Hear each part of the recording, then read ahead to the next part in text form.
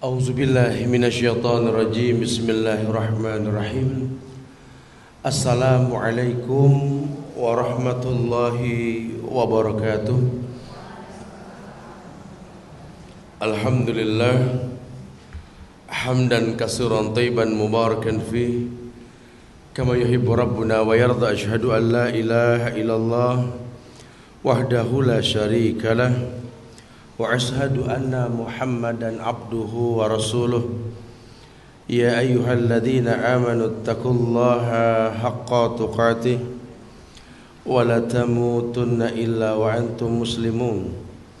Ya ayyuhan nasu taqu rabbakumul ladzi khalaqakum min nafsin wahidah wa khalaqa minha zawjaha wa bassa minkum rijalan katsiran wan nisaa wattaqullaha alladzi tas'aluna bihi wal arham innallaha kana 'alaikum raqiba. Ya ayyuhalladzina amanu taqullaha wa qulu qawlan sadida yuslih lakum a'malakum wa yaghfir lakum dhunubakum wa may yuti'illaha wa rasulahu faqad faza fawzan 'azima. Wa amma ba'du fa inna asdaqal hadisi kitabullah wa khairal huda huda Muhammadin sallallahu alaihi wasallam wa syarral umuri muhdatsatuha wa kullu muhdatsatin bid'ah wa kullu bid'atin dhalalah wa kullu dhalalatin finnar. Ma'asyiral muslimin wal muslimat, sidang majelis yang semoga Allah muliakan dunia dan akhirat. Alhamdulillah, izin Allah kita bisa berkumpul di SD Embun pagi ini, yang mudah-mudahan Allah jadikan kumpul kita ini betul-betul kumpul yang mendatangkan keberkahan yang banyak dalam menuntut ilmu. Kita akan coba bahas berkaitan dengan yang direncanakan, yakni judul I'm a mother, I'm a wife, and I'm a doctor. Ya, aku adalah seorang ibu, aku adalah seorang istri, dan aku adalah seorang anak gadis yang mungil. Ini judul yang menjelaskan tentang Islam ini memiliki hukum untuk ketiga masa ini. Seorang ibu di mata Islam itu al-ummu madrasatul ula. Ibu itu sekolah yang utama untuk anak-anaknya. Seorang istri di mata Islam ini adalah libasul lizauj, pakaian untuk suaminya. Adapun anak di mata Islam ini yakni qurrata ayun, pandangan mata yang paling indah. Sehingga mungkin kita di posisi yang pertama, kedua atau ketiga, atau pernah kita rasakan semuanya. Tetapi kita nggak pernah tahu Islam pernah mengabarkan tentang kondisi itu semua gitu lah. Mungkin kita sekarang sudah jadi mother atau wife, tapi kita bukan lagi dokter buat orang tua kita. Cuma jangan berulang kesalahan yang pernah kita perbuat. Karena secara umum hukum asal manusia tercipta itu untuk beribadah. Wa ma khalaqtul jinna wal insa illa liya'budun. Tidaklah kuciptakan jin dan manusia kecuali untuk beribadah. Ibadah di mata Islam ini adalah sesuatu yang Allah perintahkan, Nabi contohkan, sahabat melakukan. Dan perlu diketahui bahwa untuk mencapai tingkat kesempurnaan dalam beribadah ini butuh jam terbang. Jangan beragama kayak orang gigit cabai langsung pedes. Ini bahaya nih. Ya. Makanya dulu saya masih ingat ya, ada Pak Kiai di pesantren kami dulu. Ada seorang profesor menawarkan diri untuk bisa menyumbangkan ilmu di pesantren tersebut. Oh, senang hati Pak Kiai. Ya, Pak Kiai itu istilah panggilan guru besar buat orang-orang Jawa lah kalau di Jawa ya. Sebenarnya sih nggak ada di Islam, Kiai itu nggak ada. Cuma ya mau bilang apa, itu kenyataan di kita ada di Indonesia ya. Pak Kiai bilang, oh ahlan wa sahlan, disambut kedatangannya. Tetapi kami memiliki aturan, tidak menolak, cuma ada aturan. bahwa seorang guru di sini harus di training dulu. Ya, minimal 4 tahun, maksimal 6 tahun baru bisa. Lo maksudnya apa? Ya tidak bisa mengajar di sebuah tempat kalau dia sendiri nggak paham tempat dia mengajar gitu loh. Jadi harus lulusan dari pesantren tersebut sehingga warnanya nggak berubah. Ada regenerasi dibilangnya. Ada regenerasi. Nah ini cara-cara seperti ini dulu banyak. Dulu kesan murid nyari guru tuh membudaya. Kalau sekarang kan kesan guru nyari murid. Kalau dulu itu adanya murid, dibangunlah gedung sekolah. Kalau sekarang murid belum ada udah bangun gedung sekolah. Itu sudah metode yang berbeda makanya. Makanya dulu terkesan kobong pesantren tradisional. Cuma jebolannya Jenderal Sudirman, Kiai Haji Nur Ali ini Bekasi ini, masya Allah terkenal sekali ya. Orang-orang hebat dilahirkan dulu. Ya kenapa? Karena memang kondisinya memang seperti itu baiknya. Sama seperti kita pernah merasakan kasih sayang seorang ibu. Saya sampaikan di beberapa kajian di YouTube itu, ibu-ibu sekarang kalau mau sedikit bicara sama ibu-ibu dulu, ya bersyukur, berbangga. Iya. Dulu kita pernah merasakan kasih sayang orang tua kita yang mungkin kalau dibanding cara mengasih sayanginya ini enggak seperti yang dirasakan orang sekarang. Dulu masya Allah ya, enggak ada babysitter. Satu ibu bisa pegang 5-6 anak bahkan lebih tanpa pembantu ya, masya Allah. Listrik juga enggak selancar sekarang. Air kalau enggak ditimba, dipompa pakai cap dragon tuh. Iya. Kalau sekarang kan tinggal pencet tek puter wer. Kadang-kadang nggak diputer pakai sensor aja keluar air ya, masya Allah. Sekarang canggih dah pokoknya. Saya sering sampaikan bahwa dulu kita urusan minta bikinin teh sama ibu kita. Ini nggak kayak sekarang kita mesen kopi nggak sampai 3 menit keluar. Saya kalau pulang sekolah tuh sama ibu saya suka bilang, mah mau ngeteh deh, yang anget mah. Tangan cuma 2, kompor cuma 1. Galak bener sih. Kan cuma ngomong. Ini ibu galak amat. Saya bilang kenapa? Saya intip ke dapur. Dapur dulu kan pakai hordeng, nggak ada pakai pintu. Bisa keintip jadi. Oh pantesan kompornya dicolok. Masya Allah. Pakai sumbu kompornya betul. Kita ngeliat kompor dicolok keluar api senengnya. Ya Allah udah ada apinya mah. Masih merah, tunggu biru, cemong pancinya. Iya. Aduh. Iya, dia bawa ceretnya tuh, dia bawa tekonya buat masak tuh. Itu air dikompak, ditangkap begitu. Taruh di atas kompor. Diam-diam seintip tuh air ada gelembung-gelembungnya gitu. Udah mau mendidih mah, belum, sabar. Iya. Api pakai ngecil lagi ya Allah. Ya. Apinya hilang mah. Minyaknya tuh nggak ada tuh. Ambil lo jerigen minyak dulu. Ya Allah. Saya jalan ke warung bawa jerigen tuh, hati ngomong ya Allah susah amat sih, teh aja ya Allah. Sampai datang lagi ke rumah bawa jerigen diisi tuh api eksis lagi. Oh, masalah. Ada lagi tuh api ya. Oh masya Allah. Air bergolak. Bayangin dia minum teh habis ini deh. Astagfirullah. Tehnya digodok. Ya Allah lama. Akhirnya jadi sih alhamdulillah. Ini tuh udah mas sejam lebih saya bilang betul. Tapi sampai detik ini ya karena mungkin saya tiap hari pakai motor kali kemana-mana ya. Ini baru sekarang saya pakai mobil nih, aduh kayak orang aneh bener-bener dah. Ya. Ini sering kena hujan gitu ya, dingin. Saya belum pernah merasakan teh lebih nikmat daripada teh buatan ibu saya sendiri sampai detik ini. Bukan saya meremehkan, lain tidak. Karena dia bisa tahu kondisi kita lagi kedinginan, kehujanan, itu ukuran anget panasnya beda. Masya Allah. Gelasnya nggak mewah. Tapi nggak tahu tuh di ujung lidah rasanya pas, warnanya, rasanya, masya Allah. Kok bisa begini sih mah rasanya mah di sana nggak kayak gini, padahal mereknya sama. Diaduk dengan cinta. Oh, kalau orang tua sudah dahsyat. Jadi kalau dia bilang I am a mother tuh wajar banget, bener. Saya sering sampaikan sampai detik ini saya nggak pernah beli baju semua jahitan ibu saya sampai detik ini. Jadi kalau orang Ustadz mau dibeliin baju juga, udah dia nggak bakal cocok, udah. Karena yang tahu ukuran saya cuma dia doang. Ah, masya Allah, ya, subhanallah.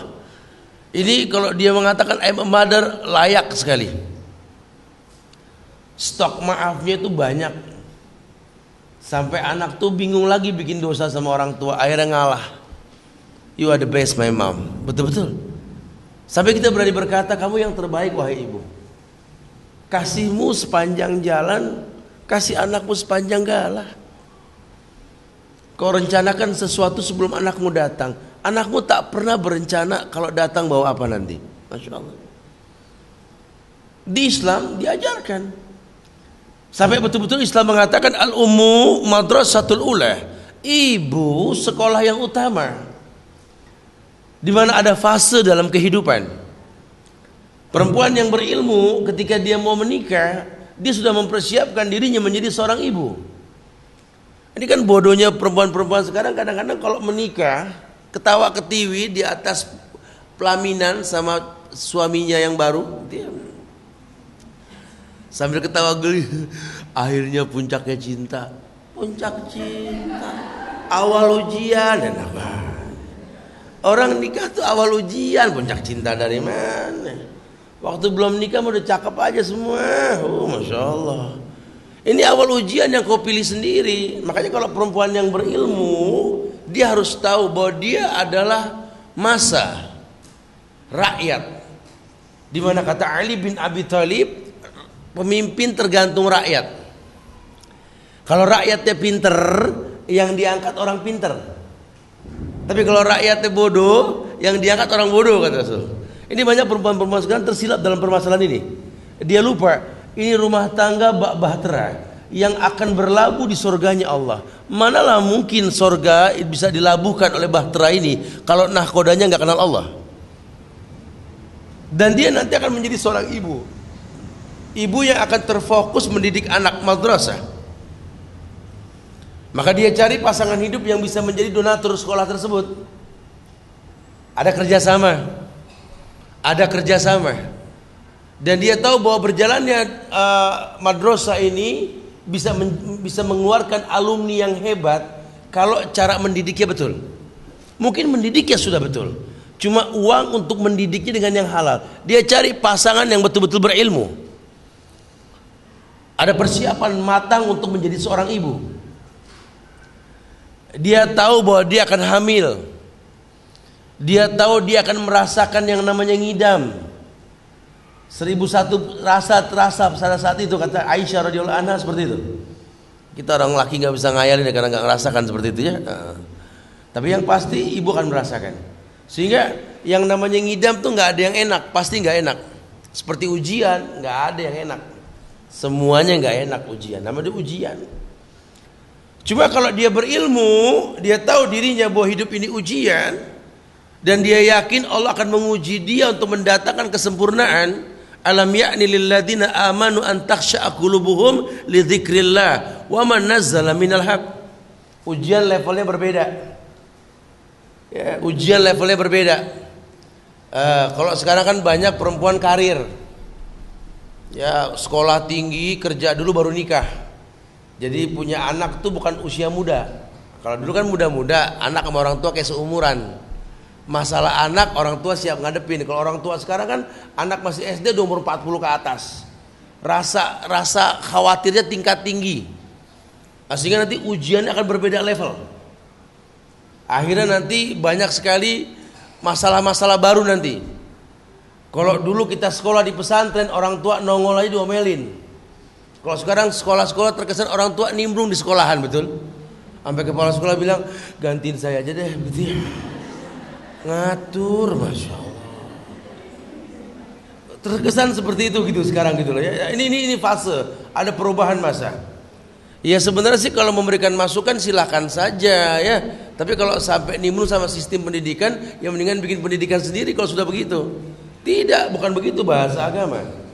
Ya, ada jenjang dalam pendidikan. Makanya kalau pakai bahasa madrasah itu tentu sesuatu yang datang dengan jenjang.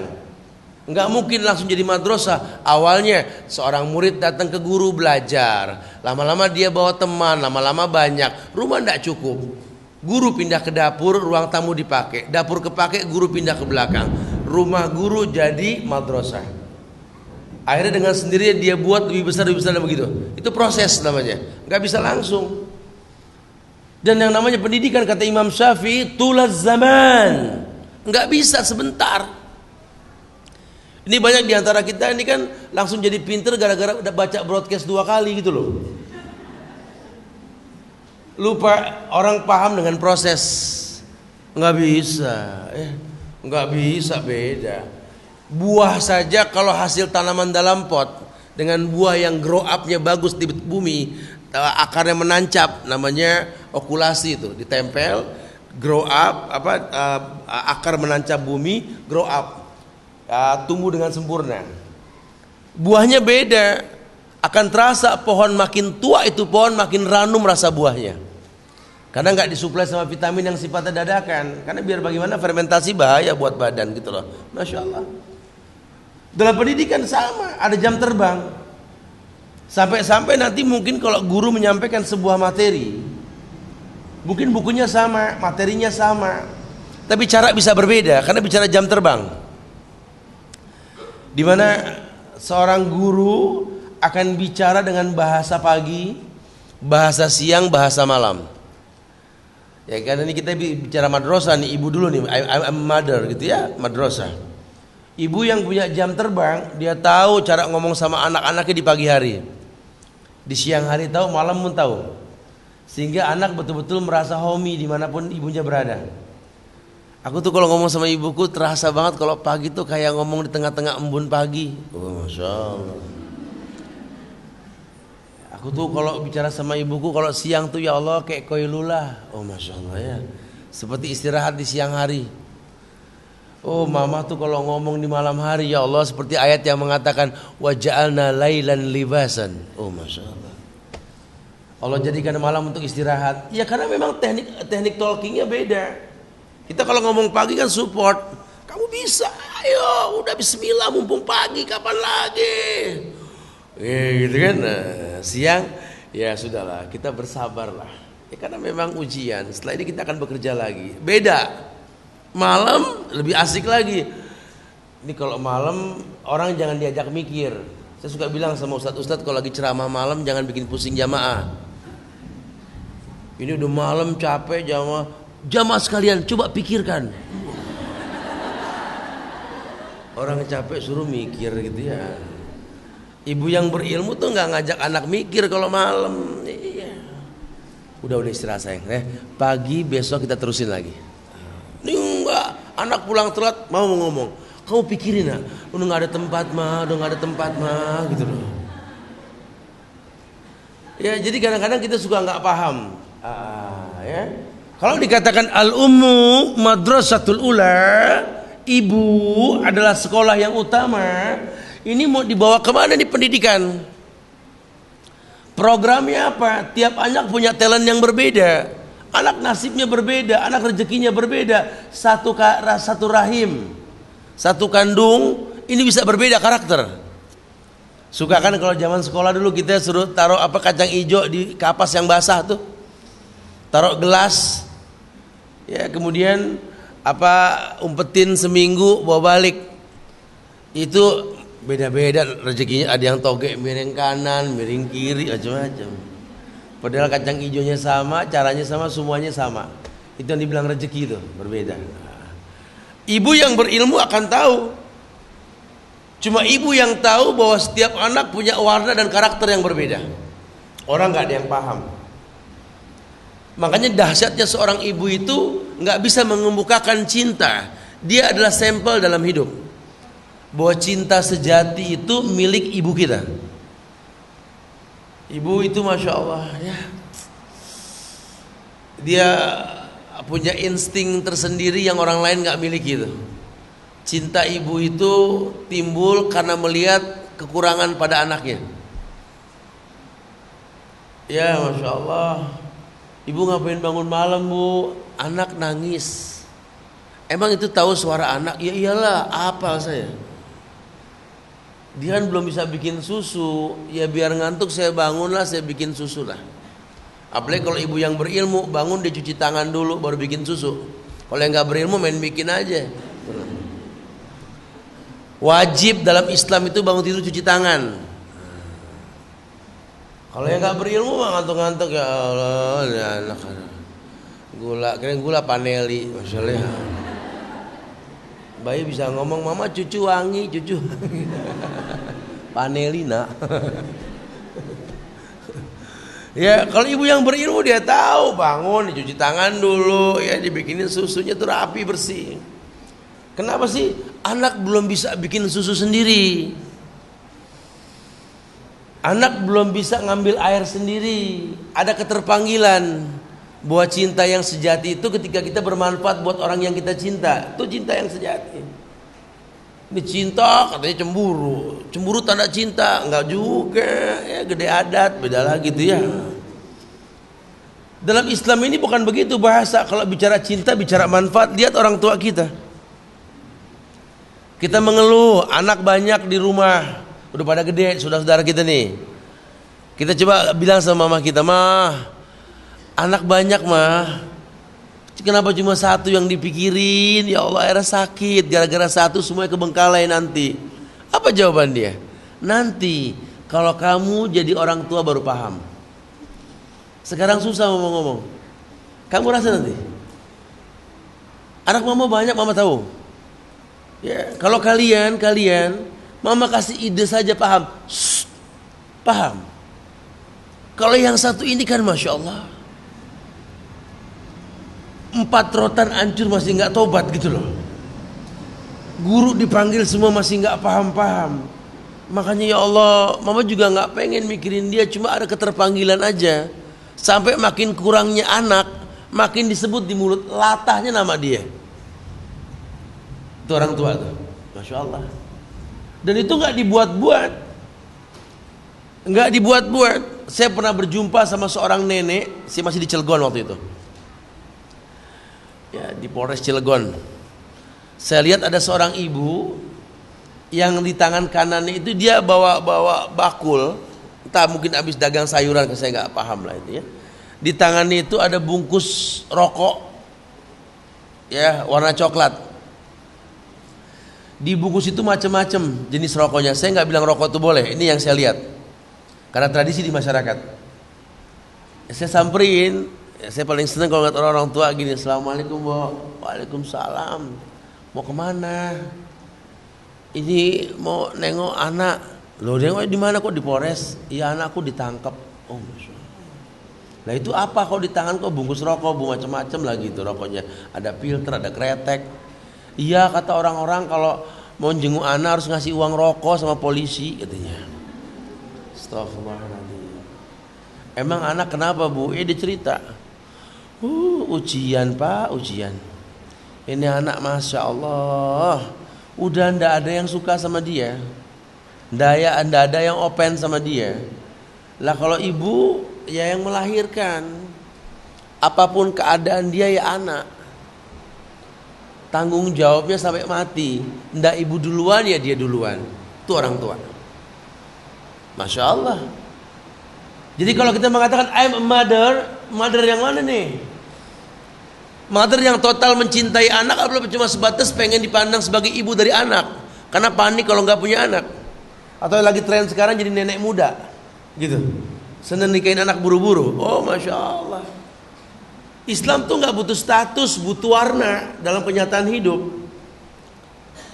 Karena menjadi seorang ibu itu bukan main-main, ada amanah yang Allah titipkan. Dari awal dia menikah sudah dia cari pasangan yang berilmu, bukan cuma sekedar suka, bukan, atau merubah takdir rupa wajah. Nikah sama orang yang modelnya bagusan biar anaknya bagusan, bukan. Kita ini orang tua yang makin hari makin lemah, bukan makin kuat. Kita butuh anak yang sadar bahwa orang tuanya makin hari makin tua, bukan makin muda. Sittin wa sab'in, 60-70 usia. Nggak lama lagi kita pengen punya anak yang saleh, anak yang nanti kalau dia berdoa bahkan bisa menembus 7 lapis bumi ke dalam bumi, doanya masuk ke lubang kubur kita. Anak yang doanya nggak terhalang dengan waktu, anak yang doanya sampai ke langit yang paling tinggi sekalipun. Waladin salih yad'ulah, anak yang saleh yang mendoakan orang tuanya. Anak yang mau mendengar orang tuanya akan berkata, "Nak, hamalathu ummuhu wahnan ala wahnin wa fisalhu fi amain, nak aniskur li wa li walidayka ilayal masir." Kau ketahui, nak, Allah pernah berfirman, ibumu membawa kamu dalam perutnya, mengandung kamu sakit di atas sakit, nak, melahirkanmu, menyusuimu, mendewasakanmu. Allah bilang, aniskurli wali walidayka ilayal masir. Kalau sampai kamu nggak bersyukur sama Allah, rugi, nak. Kalau sampai kamu nggak bersyukur sama kedua orang tuamu, durhaka, nak.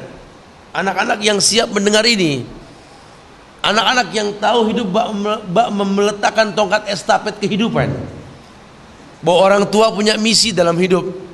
Tugas anak ini memaksimalkan misi tersebut. Mungkin orang tuanya nggak tuntas, dia akan yang menuntaskannya. Masya Allah. Ya, seorang ibu yang paham bahwa anak tercipta untuk beribadah, maka sejak menimang dalam kandungan maupun setelah dia lahir, menimangnya ketika setelah lahir, ini yang keluar adalah ayat. Anak cuma nggak bisa ngomong, bisa ngedenger. Imam Syafi'i bisa hafal di usia 7 tahun, hafal 30 juz.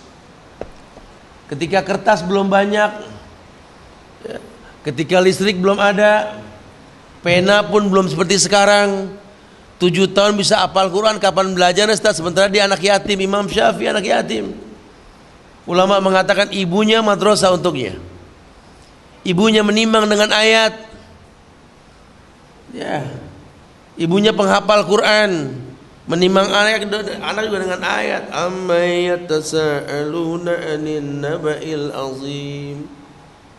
Menidurkan anak pun tabarakalladzi biyadihil mulk, dan seterusnya. Alif lam mim tanzilul kitab, dan seterusnya. Dia baca sunnah-sunnah di dekat anaknya, sehingga anak mendengar, cuma belum bisa ngomong. Dia mandikan anaknya.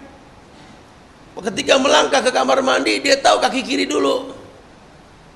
Allahumma inni a'udzubika minal khubsi wal khaba'is. Bawa anaknya, dia mandi, anaknya dengar terus. Keluar juga gufronaka, selesai. Pakai baju dibacain doa, ngaca dibacain doa. Ini rutin. Ini anak nanti yang pertama dia ucapkan, yang dia dengar, yang sering dia dengar. Cuma sekarang nggak begitu, cuma ngaku I'm a mother gitu loh. Lawang anak di tangan babysitter, ibunya sibuk ngaji, anak di mana tahu? Padahal ngaji bagus, cakep. Cuma kalau ngaji buat diri sendiri, buat apa? Ini ilmu la yuntafa'u bi namanya. Ilmu yang nggak bermanfaat, pohon tapi nggak berbuah. Ini babysitter nggak ngaji, ibu dengar di kajian, makan minum pakai tangan kanan, cuma setan makan minum pakai tangan kiri, betul? Ini babysitter kita kadang-kadang kan tahu sendiri di komplek, berteman di taman-taman komplek sama teman-teman yang lain. Tangan kanan buat telepon, nyuapin anak, makan sambil berdiri. Iya, kau di mana? Ya, makan tangan kiri lah gitu. Anak kita dibiasakan makan sambil diri, makan pakai tangan kiri. Tuh lihat, ibunya nggak paham. Cuma modal doa, dikit-dikit Robi habli minas solihin, Robi habli minas solihin. Siapa juga bisa baca begitu, tapi bukan begitu cara berdoa. Kalau memang Anda seorang ibu, total ini tanggung jawab. Lisanmu mustajab. Anak akan dibebani dengan hukum. Ibumu, ayahmu yang betul-betul dimuliakan dengan 3 kemuliaan tersebut, baru ayah. Tapi alasannya kuat. Apa alasannya? Betul-betul memang Allah inginkan kemuliaan. Dia seorang ibu yang mengerti bahwa semua kebaikan yang anaknya lakukan akan dia rasakan kebaikannya. Kompak bicara sama si ayah bahwa yang dia butuhkan adalah seorang ayah ini pencari rezeki yang halal. Maka dia betul-betul menginginkan Allah, menginginkan kemuliaan yang Allah janjikan. Artinya bahwa tidak ada kebaikan kecuali apa yang Nabi contohkan. Pak, kerjalah Pak taklukkan dunia. Anak-anak akan saya pegang nanti. Manakala anak-anak bertanya tentang kamu di mana, saya akan katakan ayahmu sedang berjuang, nak. Jangankan dia manusia, burung saja terbang pagi, balik sore temboloknya penuh. Ayahmu pun bekerja, nak. Kadang-kadang ayahmu pergi pagi bareng tukang sayur, pulang malam bareng kampret, nak. Pergi kamu masih tidur, balik kau sudah tidur. Tapi gak usah khawatir, ayahmu di jalan yang benar, nak. Harusnya kan kompak begitu. Apalagi anak perempuan pasti nanya ayahnya dong. Tapi kadang-kadang cuma ngaku I am a mother, padahal cemburu tingkat tinggi, pegal sama suami. Kan udah tahu kerjaan suami dari sebelum nikah. Ketika anak komplain, malah bukan diarahkan, malah diajak koalisi. Ayah kemana sih, mah? Tiap hari keluar aku gak pernah ketemu sama dia. Emang Mama juga udah gak kuat, teman, gimana dong ya, ya Allah. Udah gini. Kita bikin jebakan. Kalau ayah datang, kita keluar lewat belakang. Kita demo. Betul ayahnya datang. Waalaikumsalam, nggak ada orang. Gini. Sambil daripada kabur berdua. Turunkan ayah, ganti ayah. Ini wah. Mana libasnya, mana? Status Anda ibu buat anak Anda, tapi kan Anda istri buat suami Anda, betul? Coba mulai berilmu. Ya, jangan main-main. Hati-hati, Masya Allah. Ada hak-hak yang perlu diperhatikan. Kalau ayat sih mengatakan dengan umum ya, di Ar-Rum ayat 21 itu kan, wa min ayatihi an khalaqalakum min anfusikum azwajan litaskunu ilaiha wa ja'ala bainakum mawaddah wa rahmah inna fi dzalika laayatin liqaumin yatafakkarun. Ada sebuah tanda dari tanda-tanda kemuliaan Allah. Allah ciptakan pasangan dari diri kalian sendiri. Laki-laki pahami. Azwajan, pasangan hidup dari dirimu, dari jenismu sendiri. Litaskunu ilaiha, untuk kamu tinggal bersamanya. Sehingga karena itu waja'ala bainakum mawaddah warahmah. Allah jadikan mawaddah warahmah. Betul-betul memang apa ikatan yang baik, cinta kasih yang tulus. Cuma yang terjadi tidak, justru ketika dia menikah berharap dapat ketenangan si suami, malah nggak merasakan. Dia pikir partner hidup, ternyata hakim dalam hidup. Masya Allah. Ini sering terjadi nih. Akhirnya cekcok rumah tangga gara-gara hal seperti itu. Nah, kalau dia merasa I'm a wife, dia harus tahu bahwa seorang istri itu seperti apa gitu loh di Islam. Hunna libasun lakum wa antum libasun lahun. Laki-laki sadar ya, perempuan itu adalah pakaian untukmu. Wa antum libasun lahun. Dan kalau mereka sudah mau jadi pakaian kamu, kamu juga harus jadi pakaian buat dia. Antut'imuha idza ta'imta wa antalbasuha idza labista. Apa yang kamu makan, mereka juga harus makan. Apa yang kamu pakai, mereka juga belikan pakaian. Kenapa? Karena tanggung jawab di pundakmu sudah. Ijab kabul yang kau baca, saya terima nikahnya Fulana binti Fulan dengan mas kawin sekian, dibayar tunai, sah. Maka saat itu kau ambil dari pundak mertuamu tanggung jawabmu. Istrimu adalah anakmu, istrimu adalah sahabatmu, Istrimu adalah pendampingmu, istrimu segala-galanya untukmu. Ya, ingat, dia tulang rusuk yang bengkok. Seperti ibumu, anak perempuanmu, saudara perempuanmu, dia pun sama, tulang rusuk yang bengkok. Yang kau ambil dia untuk diletakkan di rongga dadamu yang kosong, di atas, kata Rasul, tulang rusuk yang paling atas. Sehingga sampai kapanpun yang namanya tulang rusuk jangan pernah dijadikan tulang punggung, karena tidak akan pernah sama sampai kapanpun. Jadikan dia tempat di mana memang layak dia di situ. Sudah, jangan tuntut lebih daripada itu. Karena ketika kau tuntut dia nggak mampu, itulah awal kehancuran. Jangan pernah suruh guru PMP ngajar matematik gitu loh. Jangan pernah suruh istri kita sesuatu yang dia nggak sanggup. Standar melayani suami, mencukupi suami. Kemudian bicara anak, nanti insting dengan sendiri akan timbul nantinya. Masya Allah. Kalau dia berilmu dia akan tahu seorang istri punya hak yang banyak.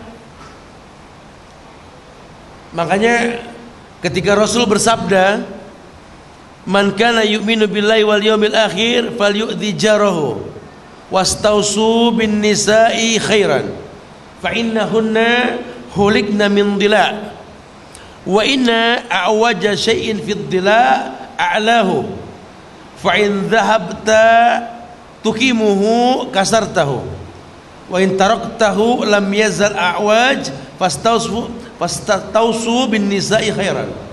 Iya, kata Rasul begitu. Nabi berwasiat, beliau mengatakan bahwa barang siapa yang beriman pada hari akhir, ya, beriman pada Allah hari akhir, hendaknya dia tidak menyakiti tetangganya. Diamsalkan sampai-sampai yang dikatakan tetangga yang paling dekat adalah istri kita sendiri. Yang kalau tidur di samping kita, makan di samping kita, diperintah. Dikatakan tetangga. Wastausu bin nisa khairan. Coba deh, kamu berbuat baiklah kepada wanita. Kenapa? Fa innahunna khuliqna min dhila. Kenapa mesti berbuat baik? Karena dia tercipta dari tulang rusuk. Wa inna awajan syai'in fid dhila a'lahu. Dan sesungguhnya tulang rusuk yang paling bengkok, yang paling rapuh, yang paling atas. Fa in dhahabta tukimuhu kasartahu. Seandainya kamu niat untuk menegakkan hukum sama perempuan yang kamu punya, resikonya patah, hancur. Wa in taraktahu lam yazal a'waj. Seandainya kamu tetap biarkan saja, dia akan tetap bengkok. Itulah perempuan, wastausulin linisa'i khairan. Maka pergaulan dengan baik. Artinya nggak bakal berubah. Sekarang dia takut, besok sengaja. Kenapa? Karena kalau nggak gini nggak diperhatiin. Cuma kadang-kadang perempuan nggak paham. Akhirnya si suami jadi nggak betah. Ya maksudnya sih manja, ngulang-ngulang salah supaya diomelin. Habis kalau nggak gini saya nggak pernah ditegur, Ustaz, nggak pernah diperhatiin. Saya sering dapat laporan kayak begitu tuh ya. Ibu begitu, ibu salah. Tugas istri itu memahami suaminya, bukan paksa suami untuk paham ibu. Ya, dari pertama menikah harus paham. Lelaki yang soleh tahu bahwa kalau zolim sama keluarganya urusannya ke Allah. Jadi nggak usah dipaksa, pahami saya Pak, nggak usah.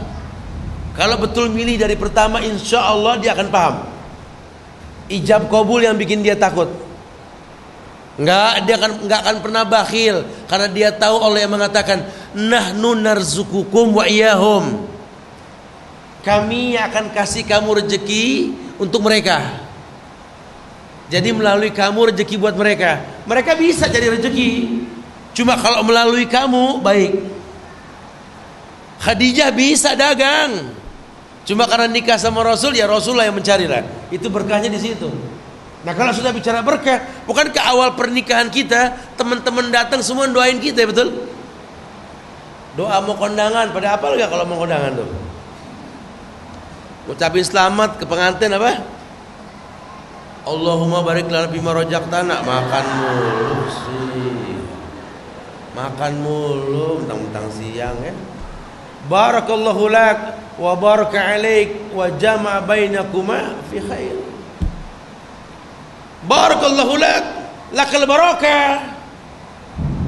Nah kalau sudah bicara berkah, ini bukan bicara main-main. Barakallahu lak wa baraka alaik wa jama bainakuma fi khairin. Cuma itu yang Nabi ajarkan, doanya, nggak ada yang lain. Barakallahu lak, berkah laka milikmu. Wa baraka alaik, Allah limpahkan berkah atasmu. Wa jama'a bainakuma fi khairin, Allah kumpulkan kalian dalam kebaikan. Lihat.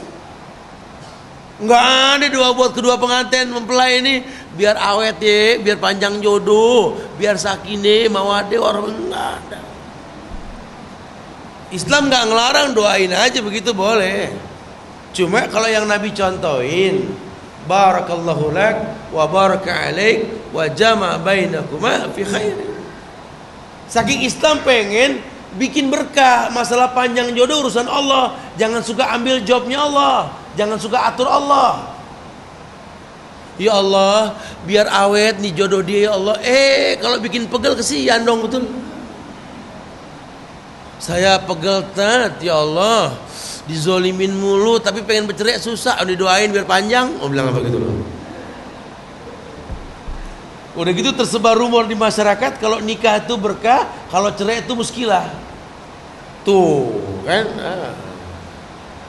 Padahal di Islam orang mau nikah mau cerai dua-duanya ibadah. Jangan pernah merasa hina menjadi seorang duda atau janda. Dua-duanya mulia kalau alasannya mulia. Ya nggak usah kita, long sahabat Nabi aja nggak nerima kok suruh jadi duda. Zaid bin Haris tuh suruh nyerahin siapa? Zainab binti Jahsi. Karena kan ceritanya panjang nih, anak angkat Rasul nikah sama perempuan cakep, anak angkatnya biasa-biasa aja. Zainab disuruh nikah sama sama ini suaminya ini, ya. Ini nggak gampang nerima. Z ya nggak bagus, tapi karena Rasul yang nyuruh, udah coba deh. Ternyata memang nggak bisa ya. Orang nikah tuh kalau dipaksa nggak bisa, beda ya. Kayak orang beragama, nanti pakai keluar hukum tuh, nggak boleh anak dipaksa nikah. Apalagi kalau udah janda, ya dia yang memutuskan, wali tetap wajib. Karena banyak juga orang berpendapat kalau udah janda bebas nikah, iya bebas, cuma wali pakai, jangan nggak pakai gitu ya. Tapi mungkin kalau janda dia lebih punya pengalaman mana yang dia mau pilih. Tapi kalau gadis tetap ditanya keikhlasannya, kepatuhannya. Karena kalau terpaksa nanti hasilnya buruk, nggak akan pernah bisa maksimal. Tapi kalau salah ya arahkan. Dulu juga Z nggak nerima. Allah turunin ayat surat Al-Ahzab ayat 36 itu. Wa makana lil mu'minin wala mu'minatin idza qadallahu wa rasulahu amran ayakuna lahumul khiyaratu min amrihim. Sampaikan Muhammad, sampaikan, tidak ada pilihan lain, tidak boleh menolak. Kalau Allah dan Rasulnya telah tentukan hukum, kecuali mengatakan sami'na wa ata'na. Tidak ada pilihan lain. Nggak boleh disalahkan sudah. Tidak ada pilihan lain. Kalau Allah dan Rasulnya telah tentukan hukum, ya akhirnya Z menceraikan. Z jadi janda, Zainab jadi duda, Zainab jadi janda. Turun dalil perintah Nabi boleh menikahi anak bekas anak angkatnya. Hukum dalam Islam tuh.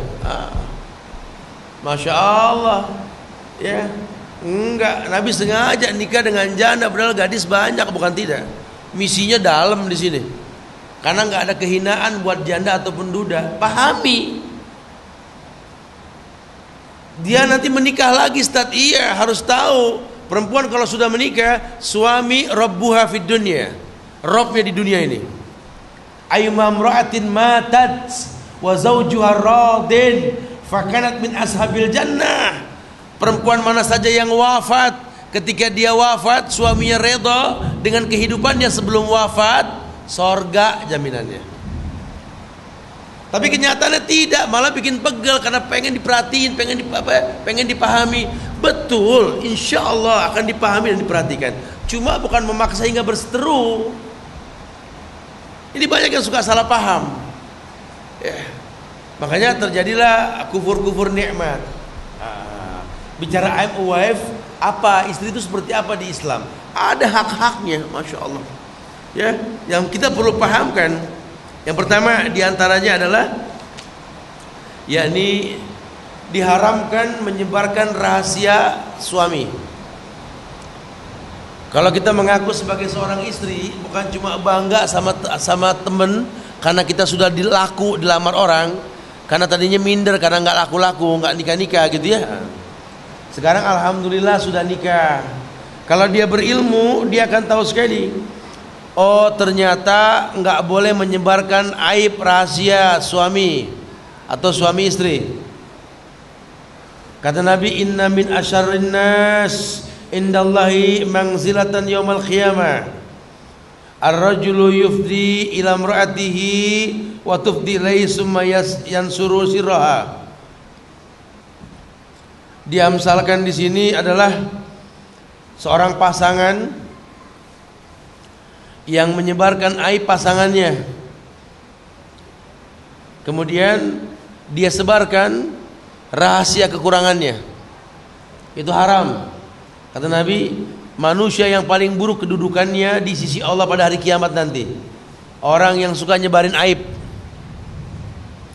Padahal kalau memang dia punya masalah, di Islam diperbolehkan, namanya islah. Kalau enggak ada, jangan dicari-cari salah. Ingat, kita menikah dengan manusia, tempatnya salah. Jadi kalau yang namanya pasangan kita hidup ini, ya enggak usah dicari salah, pasti kelihatan salahnya. Jangan kita nikah sama orang yang enggak sempurna. Kita nikah sama seseorang yang memang bakal menjadi pendamping hidup kita. Perhitungan dari sekarang. Kenapa kamu menikah dengan dia? Berilmu sebelum beramal. Saya menikah dengan dia karena saya berharap dia bisa menjadi tulang punggung keluarga. Fadal, nikah deh. Jangan tuntut dia lebih dari itu. Yang penting dia mau jadi tulang punggung, itu dulu pegang. Kalau dituntut nanti seperti yang kita inginkan, rusak. Dari awal, ibu pengen nikah sama lelaki yang jadi tulang punggung. Standarnya udah jangan dibahas, sholat, zakat, puasa, haji, itu standar. Pokoknya orang Islam yang bisa jadi tulang punggung. Deh, kalau sudah dapat jangan tuntut lebih dari itu. Yang penting dia tetap syahadat, sholat, zakat, puasa, haji. Dia nyari duit, udah cukup. Saya pengen banget tat, tiap liburan dia jalan bareng tat sama saya, muter-muter kajian cari ini. Kadang-kadang nggak bisa bu, jangan jadi ributnya udah. Biar nanti waktu yang bercerita. Karena kan dari awal memang yang kita cari itu. Ya, jangan terus saya pengen Ustaz, suami saya tiap hari di rumah Ustaz. Ya Allah Ustaz, setahun sekali pulangnya Ustaz. Aduh, Masya Allah. Saya nggak kuat Ustaz. Ya kan dari pertama udah tahu. Iya, saya pikir tadinya bisa dirobat, ternyata enggak. Doain aja, doain bu, insya Allah berubah. Yang penting dia nggak zolim, nafkah tetap, itu yang dipegang. Tapi kan setahun Ustaz, iya saya paham, 12 bulan, berdoa aja, berdoa, udah. Ketemu lagi, gimana bu? Iya Ustaz, sekarang sudah tiap bulan Tat, alhamdulillah. Cuma ya Allah Ustaz, sebulan sekali Tat, Masya Allah. Kebayang gak sih Tat? Iya saya tahu 30 hari bu, saya paham, sebulan. Aduh Tat, ya Allah Tat, 30 hari itu kayak setahun Tat, gak kuat Tat, tinggal begini. Ya doain ya bu, doain bu, doain. Doa ibu mustajab, apalagi hujan nih turun ya, Masya Allah. Tempat mustajab buat berdoa. Ketemu lagi, gimana bu? Alhamdulillah Tat, udah tiap minggu sih, cuman ya Allah seminggu sekali Tat, saya pegel banget Tat, Masya Allah. Ustaz tahu kan seminggu Tat? Iya 7 hari, saya tahu. Doain bu, doain bu. Insya Allah bu, mudah-mudahan dia bakal tetap sama ibu, dia nggak kemana-mana insya Allah. Bener ketemu lagi, gimana bu? Lebih lesu lagi. Ya Allah Ustaz, sekarang udah tiap hari di rumah Tat, sampai pegel lagi saya Tat, Masya Allah Tat. Ada doa gak Tat buat ngejauhin dia Tat? Astagfirullahaladzim. La haula wa la quwata illa billah, Masya Allah ya. Ini sangat disayangkan sekali, kita nggak paham itu. Ya, kadang-kadang hidup ini maunya kita, padahal hidup ini Masya Allah, terserah Allah. Suka kan kita ngomong insya Allah gitu ya. Artinya apa insya Allah? Jika Allah mengizinkan. In lam yasha, jika tidak, jawabannya apa? Masya Allah, terserah Allah. Jangan rubah, nanti malah capek sekali kitanya. Kita lelah nantinya. Dari pertama berpikir, kita mau hidup seperti apa, cari pasangan yang bagaimana, coba cari, udah jangan tuntut lebih dari itu. Karena tiap manusia punya pintu surga yang berbeda. Jangan paksa, jangan. Nggak ada zaman sahabat Nabi maksa suami sahabat-sahabat itu suruh datang ke kajian Rasul, itu nggak ada. Sampai berantem, dan sahabiat Rasul pun berantem dengan suaminya karena masalah kajian, itu nggak ada gitu-gituan. Dari zaman Rasul udah memang fitrahnya laki-laki suruh keluar, suruh banyak safar, jangan dipegangin aja sampai kayak ikan dalam sumur, muter aja di rumah. Nggak bosan tiap hari ketemu, suruh dia keluar jauhan dikit deh, ya Allah. Sehingga kalau di luar tuh dia akan lihat, oh iya ya, biar bagaimana rumah lebih nikmat. Oh, kita pergi ke negeri-negeri asing, atau kita pergi ke Mekah deh, ikut travel yang VIP deh. Tinggal di hotel bintang 5, Masya Allah. Kamarnya mewah, kamar mandinya bagus, rumah kita nggak ada seujung kukunya, Masya Allah. Spray kasurnya tuh, sampai kadang-kadang kita tidur di karpet. Kenapa ya? Sayang, cakep gitu ya.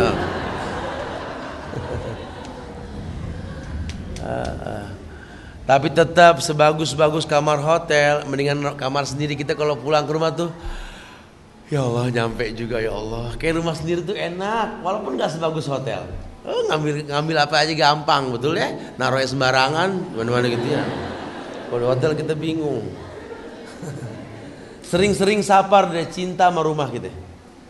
Seenak-enak makanan di hotel bintang 5 di Mekah Madinah, tetap enakan pepes pedak Bogor, betul? Oh, Masya Allah. Lain. Ya, tetap ini safar bikin kita cinta sama rumah. Zur ghibban tasdad hubban. Temui jarang-jarang timbulnya sayang. Kalau tiap hari, ya Allah dia lagi, ya Allah, begitu. Tanda-tanda kufur nikmat. Bahagia kalau jam 7 pagi, pegal kalau jam 4 sore, itu tanda-tanda kufur nikmat. Kalau jam 7, ya Allah dia pergi juga deh, ya Allah. Jam 4, ya dia balik lagi, ya Allah. Tanda-tanda kufur nikmat. Ya, ngaku I'm a wife, begitu. Jangan. Harusnya panik kalau rumah nggak ada nakodanya. Batra nih mau kemana gitu loh. Betul-betul dia tahu bahwa istri itu co-pilot, pendamping hidup. Ya, Rasul mengatakan lan yasluh lirajulin idza amaratu imra'ah. Tidak akan pernah terselesaikan permasalahan rumah tangga seorang suami, seorang laki-laki kalau perempuan yang ngatur. Rasul yang ngomong. Mungkin ibu lebih cerdas membaca masalah rumah tangga. Ya iyalah, tiap hari ngeliat. Ayah nggak tahu, tapi jangan pernah memutuskan kecuali dia yang memutuskan. Begini ayah, ceritanya begini ya. Jadi si kakak nih gini nih. Baru si adek datang, gitu. Nah, sebenarnya sih kalau mama lihat sih nggak ada masalah. Coba ada kamu yang ngomong sama anak-anak. Tuh. Menurut laporan ibu kalian, gitu. Kayak pengadilan jadinya gitu ya. Papa memutuskan. Jadi begitu yang berkah. Ini enggak, papa diam, urusan mama. Tuh ngapain suruh balik, suruh diem doang gitu. Pergi lagi dah gitu ya. Jangan. Harus paham. Makanya rumah tangga nggak beres-beres ujian, yang ngatur sih gitu loh ya. Ngasih masukan boleh, tapi yang memutuskan tuh yang rois nih, yang pimpinannya. Kasih masukan. Ya, kadang-kadang emosinya kan nggak kekontrol. Ya mudah-mudahan jadi baik ya insya Allah. Sehingga dia mengerti sekali, oh iya ya. Ini memang harus dipahami nih. Karena gini Pak, padahal sih pinteran si ibu tentang masalah rumah tangga, cuma dia pakai logika. Kalau kita ngadepin masalah tiap hari Pak, itu kayak orang baca buku lihat dari deket, nggak kebaca, kudu dijauhin dikit baru kebaca. Makanya mama sih yakin deh, Kamu lebih paham daripada mama dan kita di rumah nih semua. Coba dong nasihatin kita dong. Tuh. Ya ngomong apa ya? Kenapa begitu ya? Bapak juga jarang di rumah sih ya. Cuman satu sih kuncinya sih Mak ya, kembalikan ke niat awal bahwa kita nikah nih untuk bersama-sama ke surga. Dan surganya Allah itu tentu dengan cara mentaati Allah. Ya selama memang yang kamu sampaikan memang Allah perintahkan, Nabi contohkan, nah kamu harus nurut. Mungkin nggak enak ditelannya nak, kalau emang obat minum deh gitu loh. Insya Allah kalau memang mama kamu nanti ngomongnya memang ada di Quran dan di Sunnah, tolong kamu katakan samina wa atona. Papa juga bisa bilang begitu sama kamu. Kan enak dewasa, nggak dibikin-bikin gitu loh. Oh kalau ditaruh begini asik. Kemudian dia mengerti bahwa rumah itu bak sorga. Di Islam ada istilah baiti jannati. Artinya apa? Home sweet home. Gitu ya. Rumahku, surgaku. Itu siapa tuh yang pertama kali ngomong dulu tuh setelah Rasul sampein? Hadis dari sanad siapa? Aisyah radhiyallahu anha. Aisyah tuh orang yang sering mengatakan baiti jannati. Ibu yang suka umroh, yang sudah haji atau yang belum, semoga dimudahkan semuanya insyaallah ya. Itu saya tuh kalau saya bawa tiap akhir bulan tuh berangkat, saya selalu bawa, ayo semua sini datang ke tempat ada satu museum Quran itu ya, di pintu 15A samping Nabawi itu. Ada maket Nabawi zaman dulu. Nah itu rumah Rasul di belakang tuh. Ini rumah Rasul. Ini 9 meter, 15 meter, 9 kali 15 nih namanya Raudhah. Ini nanti di sini ada mimbar. Nah masjid di sini. Jauh banget dulu. Makanya Nabi kalau jalan dari rumah dia tuh lewat Raudhah sambil berdoa sampai mimbar. Kemudian ke masjid, langsung sholat tahiyatul masjid.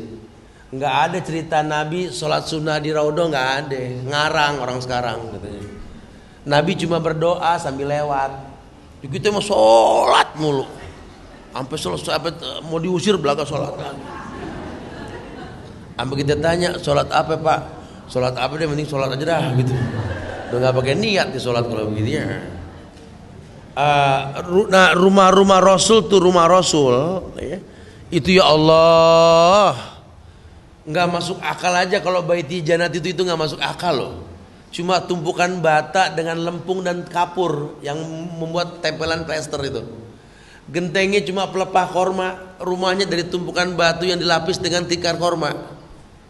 Waktu Nabi meninggal, di dapur Aisyah cuma segenggam gandum. Di rumah ini beliau berkata baiti jannati, masya Allah, rumahku surgaku. Coba. Oh bikin bahagia suami ini, masya Allah. Kamu nggak banyak minta apa-apa mah sama saya, udah cukup, udah alhamdulillah. Kalau ingat dulu Aisyah tinggal sama Rasul, ya Allah, masya Allah. Dia berkata baiti jannati dengan rumah yang apa adanya. Saya begini alhamdulillah. Oh masya Allah, ini wife ini betul-betul nih. Kalau sekarang kan banyak yang nggak begitu. Oh rumahku surgaku. Kalau nggak ada air yang gerojok di bawah rumah belum surga. Hordeng nggak bergelombang bukan surga. Karpet diinjak nggak melesek belum surga. Karpet sekarang kan kalau diinjak melesek gitu kan ya. Oh maaf ya, yang ada kezoliman tat, saya dizolimin tat, saya tinggal di rumah ya Allah Ustaz, masya Allah. Ya ini gimana sih, suruh makanya modalin dikit deh, ajak umroh suruh lihat deh tuh, yang bilang baiti jannati itu rumahnya ini dulu tuh. Paham gak sih sorga yang dimaksud?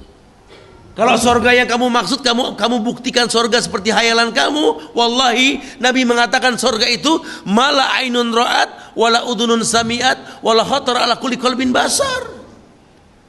Sorga indah, mata belum melihat keindahannya. Sorga indah, sorga merdu, gemericik airnya merdu, telinga belum pernah mendengarnya. Bahkan menghayalkannya belum mampu indahnya sorga. Sekarang kau hayalkan sorgamu menurut kamu, Allahu Akbar. Surga secara umum, la yasma'una fiha lagwan wala ta'siman illa qilan salaman salama. Surga itu secara umum bentuknya nggak dibahas karena gaib. Tapi surga tidak terdengar dari dalamnya kecuali kalimat salaman salama. Untayan kalimat indah salaman salama yang akan diucapkan oleh penghuni surga ketika penghuni surga yang lainnya masuk. Rumah surga, bidadarinya istri. Bisa gak istri menampung kalimat-kalimat indah yang dia siapkan untuk anaknya yang datang, suaminya yang datang? Coba. Suami lelah capek datang ke rumah, dia pengen lihat rumahnya gak bagus, cuma bersih. Coba. Ini ya Allah, rumah bagus tapi ubinnya Masya Allah, uli bekas lebaran masih ada di pojokan, Masya Allah, tumpahan bubur sumsum minggu kemarin, Masya Allah. Ini banyak perkumpulan di ubin, ada perkumpulan cowok, perkumpulan semut. Kamu kenapa sih nggak betah di rumah, Pak? Ya Allah, ngomongnya gimana ya? Kebanyakan penghuninya mah mana nggak ada orang, no di ubin lihat. Curhat, saya bingung Ustaz, suami saya nggak betah di rumah. Ya Bu, jangan ngomong sendiri Bu, fitnah. Bawa suami dia, kita ngobrol sini deh. Nggak bisa dengar sepihak, nggak bisa nanti fitnah. Apalagi nanya pihak apa, kita jawabannya bercanda di expose yang enggak nanti ada fitnah. Sudah ngobrol baik-baik sini. Kita pengen rumah tangga ini bahtera, saling mengisi. Siapkan kata-kata indah buat penghuninya, karena yang namanya surga, penghuninya pasti betah. Ini dibikin kayak surga, air terjun ditarik ke dalam rumah, meja makan bonggol jati ratusan tahun dipotong jadi 2, pintu depan sampai 4 meter tingginya, gede. Saya kalau lihat rumah kayak begitu, Masya Allah, gede. Pintunya segini gimana orangnya, saya bilang. Nggak lama orangnya keluar segini. Mubazir betul-betul ya. Kegedean, bagi 2 deh sama pesantren di pintu kan, betulnya Masya Allah. Orangnya kecil, bikin lubang liliput aja mendingan. Nongkrong. Aduh, Masya Allah, ini banyak kemubaziran ini, Masya Allah ya. Rumah gede, bagus, mewah, bikinnya lama nggak beres-beres. Pas jadi seminggu yang punya mati, betul ya, Masya Allah. Kelamaan bikinnya. Yang diuntunginnya orang-orang dapur, yang majikannya pada nggak betah. Bapak di mana, ibu di mana, anak di mana. Berarti rumah bagus, baiti nari, rumahku nerakaku kalau begitu. Karena penghuninya nggak betah. Anak orang kaya senengan main di tetangga yang miskin. Main game yang jadul. Dia punya game yang betul-betul super modern. Senengan sama teman. Iya. Karena surga tuh di hati. Ya. Nih, ademnya jiwa ketika melihat pandangan mata yang indah. Rabbana hablana min azwazina wa zurriyatina. Ya Allah, berikanlah kepada kami pasangan hidup, anak-anak yang enak dipandang mata. Kalau Anda seorang istri harus paham, ini suami capek, berangkat pagi pulang malam capek, lelah sampai rumah tuh. Papa capek Pak. Orang capek ditanya, kasih air. Ya capek lah dari pagi sampai malam, masa nggak capek? Pagi begini, oh pusing Pak, enggak, bahagia. Orang begini pusing berarti, kan ngerti anak tuh. Entah kalau kita ngakak dibilang haha lagi sedih Pak, wah ini salah baut kayak ini, ganti channel dulu nih. Subhanallah ya, betul-betul memahami bahwa memang istri itu libas pakaian. Ya. Makanya kalau kita udah pegel sama pasangan, saya sering sampaikan di beberapa kajian ya, ada tradisi zaman Rasul yang sudah mulai hilang. Tradisi zaman Rasul yang sudah mulai hilang.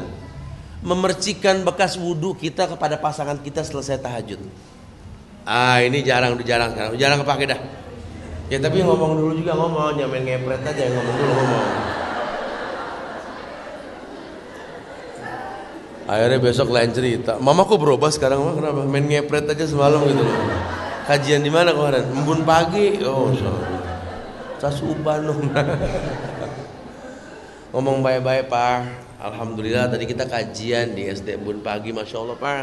Nasihat buat istri, buat apa? Buat seorang ibu, istri dan anak-anak perempuan ini. Saya jadi teringat kata-kata Ustadz tentang apa kebiasaan yang sudah mulai hilang zaman Rasul. Ya ini memercikan bekas wudhu kita kepada pasangan kita Pak. Ntar malam maaf Pak ya kalau sampai aneh. Ngomong dulu enak. Ini kadang-kadang kan modal semangat nih ya. Oh, ini lagi ngetren nih ibu sekarang nih, modal semangat. Arisan dibilang riba gitu ya. Apa bagi-bagi hadiah dibilang begini. Saya lagi liatin aja nih, nggak tahu nih ya Allah, kenapa sih nggak luas dalam beragama gitu loh. Arisan ini niatnya apa? Kata Ustadz Erwandi Tarmizi, oh masya Allah, Ustadz nggak bersalah, Ustadz jenius, pinter. Cuma yang nanya ini kadang-kadang suka masya Allah, masya Allah. Jadi saya ingat ketika ada orang-orang jamaah tablik nanya ke saya bin Bas, Syekh, bagaimana hukum orang yang keluar berdakwah dan menyampaikan dakwahnya kepada masyarakat yang awam? Bagus tuh. Saya aja bilang bagus, ente bilang salah gimana tuh? Potongan-potongan pertanyaan yang tidak jelas, sehingga nanti ustadz yang disalahkan. Bahaya. Jangan. Kita bicara arisan dari dulu sudah ada. Cuma orang sekarang dikemas itu arisan jadi sebuah riba. Sekarang kan terbebani orang kalau dapat nanti suruh nyiapin lagi yang lebih dari yang dia dapat. Ya riba. Niatnya apa? Menghormati tamu itu sorga jaminannya. La yadkhulul jannah man la yukrim dhaifahu, kata Rasul. Selama memang niatnya memang nggak untuk berbisnis, nggak ada riba. Melatih anak-anak saling memberi, tahadu tahabu, di Islam ada. Pengen akur anak kita sampai gede, biasain tiap sebulan sekali tebok celengan. Kakak belanja, adik belanja. Ayo kakak kasih adik, adik kasih kakak. Biasain adik cium tangan kakak. Ini namanya amaliyah sahih. Niatnya memberi, bukan berbisnis. Kalau niatnya bisnis namanya bai'ul goror, namanya jual beli dengan tipu daya. Anda punya barang ditukar, kadang Anda rugi, goror. Ini kan nggak niat jual beli. Ini kadang-kadang kita subhanallah berbahaya sekali, sehingga Islam menakutkan. Ustadz jadi sandaran. Ini sering sekali seperti ini dan banyak yang lainnya. Ya saya suka sampaikan ke anak-anak muda juga sama. Ngelihat anak muda yang mungkin punya masa lalu, badannya kayak wallpaper, tato semua, betul. Sekarang dia mau berubah. Ketika mau berwudu di masjid, bisa wudu, gimana digituin? Jangan. Orang biar terlambat dia bisa berbuat baik. Surga neraka dikembalikan ke Allah. Innamal a'malu binniyat. Tentuin saja nilainya kalau begitu supaya nggak jadi riba. Ya, kalau nggak ditentuin takutnya digoror. Nggak riba, goror, tipu daya, haram. Ya, memberikan hadiah yang murah dapat yang mahal, goror. Tentukan saja nilainya walaupun jenisnya berubah. Diluruskan. Ustadz mau mencontohkan anak-anak habis sholat baca zikir, bilangin tidak ada zikir berjamaah. Kalaupun Ustadz keraskan dikit supaya kamu terbiasa mendengar. Ini pendidikan. Jangan dipoinkan dulu, jelaskan. Sehingga banyak orang beda manhajnya. Entar dulu, ya Allah. Makan tahun nih galak nih, bukan minum madu yang begini gitu loh. Kelompok makan tahun nih yang begini gitu ya. Jangan. Akhirnya kita nggak bisa mengikat ukhuwah nanti kita kalau kayak begitu ya. Coba tabayun dulu. Ini niatnya apa nih? Karena resikonya gini. Tinggal jelaskan anak-anak dengarkan ya. Apa yang kalian lakukan ini tidak ada unsur lain kecuali saling biasa memberi hadiah. Jelaskan, anak cuma butuh penjelasan. Setelah itu biasakan. Dahsyat loh, Islam tuh asik, asal kitanya asik. Makanya saya sering sampaikan, efek ilmu, efek ibadah tuh 3. Qoribin, hayyin, sahlin. Itu 3 karakter penghuni sorga. Ukur diri kita sama itu. Kalau kita nuntut ilmu, kita beragama, tapi 3 sifat penghuni sorga kita nggak punya, salah kita nuntutnya. Orang makin berilmu, qaribin, makin akrab, gampang berteman, nggak kaku. Qaribin. Orang makin berilmu, hayyin, lembut, masya Allah. Ya, dia tahu salah. Wajadilhum billati hiya ahsan. Agama bukan diperdebatkan. Tarik sini sayang. Tahu gak? Tahu itu salah. Harusnya nggak gitu. Rasul bersabda gini-gini, ya jangan diulang lagi ya. Saya ngeliatnya ngeri banget. Oh, enggak. Tahu gak? Itu salah. Neraka lu. Final. Oh, jahanam. Sampai serem mandi sama Quran kalau ngomong jahanam sampai masya Allah. Anda baca Quran jahanam nggak, tapi serem dia ngomong masya Allah. Subhanallah, jangan, bukan begitu, ada hikmahnya ya. Namanya jadilhum billati hiya ahsan. Jangan bikin orang kabur. Anda sudah betul, cuma mungkin caranya gitu ya. Kemarin kan sempat rame, kesian ustadz-ustadz yang pada masya Allah dipotong-potong itu videonya, disebar itu. Nanti yang rugi ya murid. Ustadz udah bener, cuma mungkin karakternya kan beda-beda ya. Jangan rusak Islam dengan tingkah kita, jangan. Agama ini ya Allah bukan main ya. Kita mau contoh Rasul, banyak banget contoh Rasul. Sampai dia pernah, Rasul tuh kalau dari rumahnya menuju Nabawi, selamanya kalau jalan ditimpukin pakai kotoran kambing sama anak Yahudi. Lagi subuh tuh. Anak-anak ya, Rasul gak komentar lah ya. Kalau kita nggak tahu, udah kita gedor sama orang tuanya, anak loh gitu ya, nyambit gue. Lihat cara Rasul tuh, ya anak kecil ya udahlah, yarta wa yal'ab, mau bilang apa? Ya. Satu waktu dia pulang, dia bilang sama Aisyah, bawain makanan itu ke tetangga kita yang Yahudi. Kenapa? Tengokin dia sakit. Kau tahu sesuatu yang belum kau ketahui. Biasa nimpuk, tumben semalam enggak. Kata Rasul begitu. Tuh cara Rasul ya tuh. Salah saja masih diberikan dispensasi. Karena kan penyebab salahnya yang dicari. Apa ini kira-kira nih tuh ya. Masya Allah, orang suka salah paham dalam hal ini. Akhirnya nanti resikonya Islam dipandang melalui kita. Nah ini yang buat orang takut. Saya paling pegel kalau salaf dihina, salafi dihina. Oh jangan kayak orang salaf tat, keras-keras. Salaf yang mana? Tar dulu. Enak aja. Kalau salaf zaman Rasul mah masya Allah, penampilannya aja orang kafir masuk Islam. Salaf 2016 betul kali ya. Tar dulu, beda. Oh zaman Rasul agama asik, mukanya sangar, hatinya lembut, masya Allah. Sampai amsalnya seperti lebah. Orang Islam seperti lebah loh, anamlah, masya Allah. Masya Allah. Nggak main-main. Ya lihatlah lebah. Siapa sih yang berani sama lebah? Lebah kalau terbang, semua orang takut. Padahal lebah cuma terbang, sampai ngarang, pahit. Manis. Tahu siapa yang ngajarin tuh ya, nggak paham. Kayak lebah paham. Pahit. Kayak lebah paham. Dia pikir dia Sulaiman bisa bahasa lebah kali ya. Ya nggak ada gitu-gitu. Lebah menclok di mana aja nggak ngerusak. Lihat lebah. Hinggap di batang pohon, ranting pohon yang berbuah banyak pohonnya, aman tuh buah. Aman amat nih jambu, nggak ada yang ngorak, gitu ya. Sarang tahunnya 3 tat. Oh nggak usah bener. Yakhruju min butuniha syarabun mukhtalifun alwan wa fiha shifaa'un linnas. Udah jangan pakai diomong-omongin di tahun deh. Kotorannya aja madu. Masya Allah. Tuh orang Islam tuh. Kelihatannya serem, lakinya bewok. gitu ya. Bininya kerudung panjang, kelihatannya serem, ngobrol deh coba. Zaman Rasul tuh betul, setelah orang ngomong, ya Allah iya ya, baiknya manusia. Lihat tuh Abu Musa As'ari tuh, Masya Allah, nggak nolak tamu, orang sampai geleng pala, ya Allah, ada manusia kayak gini ya.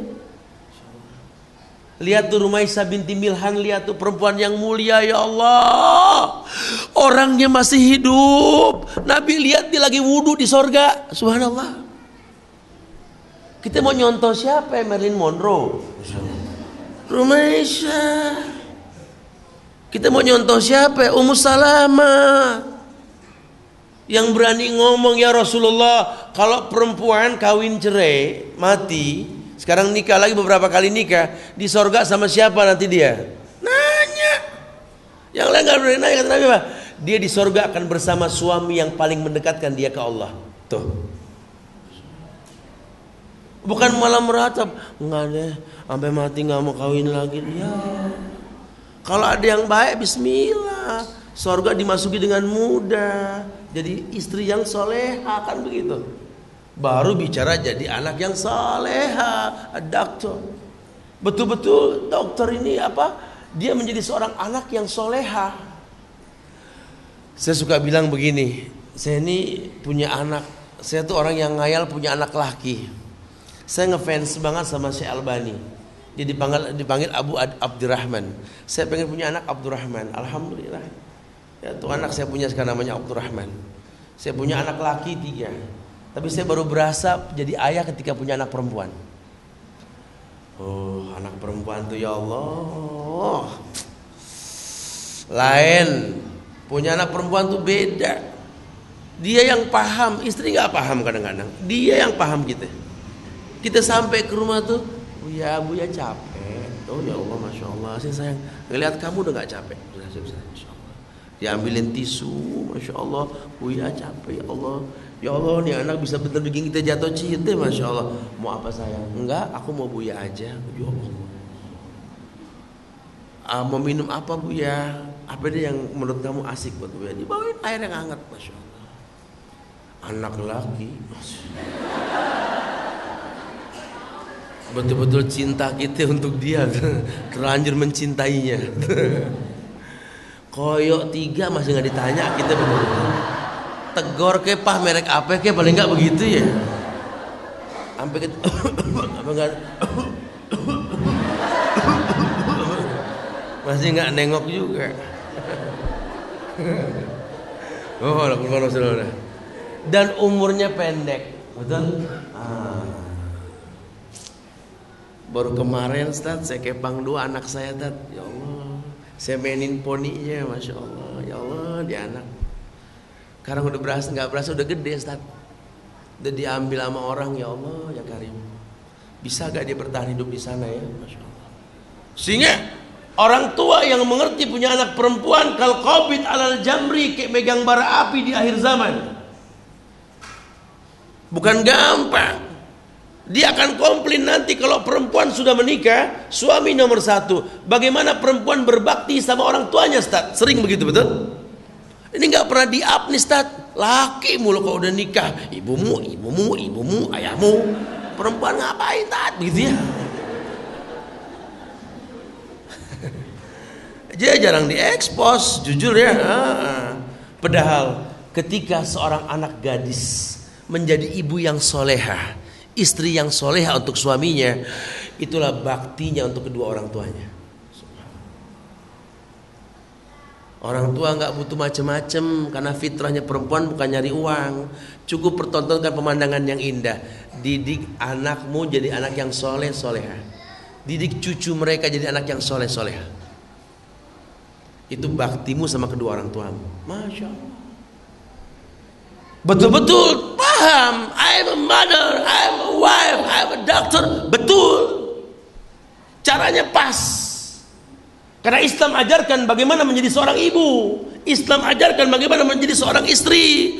Islam ajarkan bagaimana menjadi seorang anak gadis yang lucu untuk orang tuanya. Makanya saya suka heran kalau ada suami, aduh kebangetan kaku bertingkah, sampai si istri nggak boleh nemuin orang tua yang sudah sakit. Ya Allah, belum pernah punya anak perempuan. Kebayang gak orang yang kau cinta, yang kau sayang, yang kau mainin poninya, yang kau kepang dua rambutnya, yang kau cium keningnya, ya Allah, diambil orang terus dilarang nemuin kamu, rasanya kayak gimana coba? Coba mulai berpikir. Demi Allah, betapa bahagianya ketika seorang anak bertanya, ayah mau minum obat apa? Ayah mau makan apa? Ayah, orang perempuan yang paham ayahnya. Gadis lucu yang betul-betul paham bahwa makin dewasa dia bisa menjadi panutan keluarganya. Orang yang Allah muliakan dengan jutaan kemuliaan. Orang yang mengerti sekali bahwa seorang wanita lebih cepat dewasa ketimbang laki-laki.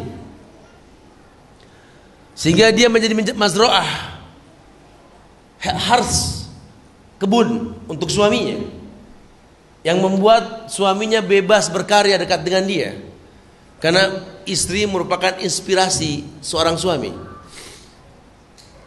Ya Allah mah, aku kalau ngelihat kamu kok keingetnya musola aja. Oh, Masya Allah.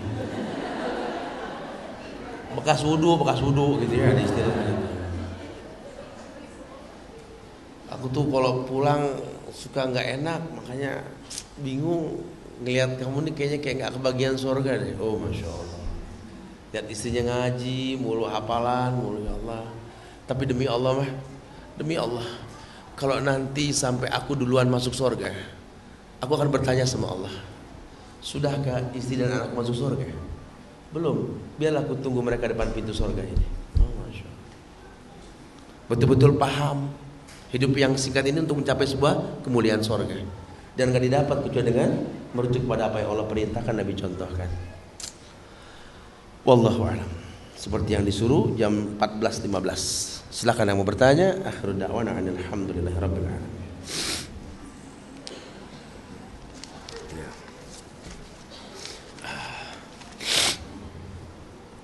Assalamualaikum Ustaz.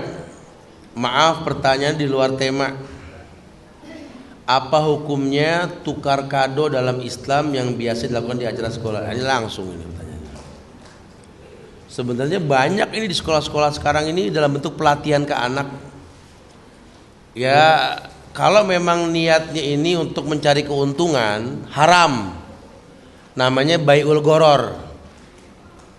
Tapi kalau memang niatnya untuk bertukar hadiah dengan nilai yang ditentukan, boleh, halal. Innamal a'malu binniyat. Tapi kalau ada kezoliman, Ustaz, seandainya dia sengaja beli yang murah supaya dapat yang mahal, innamal a'malu itu haram hukumnya. Bukan riba, goror. Riba lain lagi, simpan pinjam yang ditambahkan itu riba. Ini goror, tipu daya. Makanya lurusin niat dari pertama sebelum terjadi, diomongin dulu nih ya. Maaf nih ya, jangan salah sangka. Kita membiasakan anak-anak saling memberi. Karena di dalam Islam itu al-yadul ulya khairun min yadis sufla. Tangan yang di atas lebih baik daripada tangan yang di bawah. Ya jangan salah, demi Allah tidak ada niat yang lain. Wallahi Allah menjadi saksi. Ini melatih mereka saling memberi. Tahadu tahabu, kerjain. Jangan sampai nggak ada keterbukaan. Nanti resikonya begini. Karena kan banyak sekali orang nih yang suka bertanya sama ustadz yang nggak tuntas pertanyaannya gitu loh. Takut jadi fitnah. Mungkin sekarang lagi rame ini karena mau liburan, masalah hadiah. Tapi kemarin tuh yang rame masalah arisan. Iya, jadi ruwet sendiri, betul ya?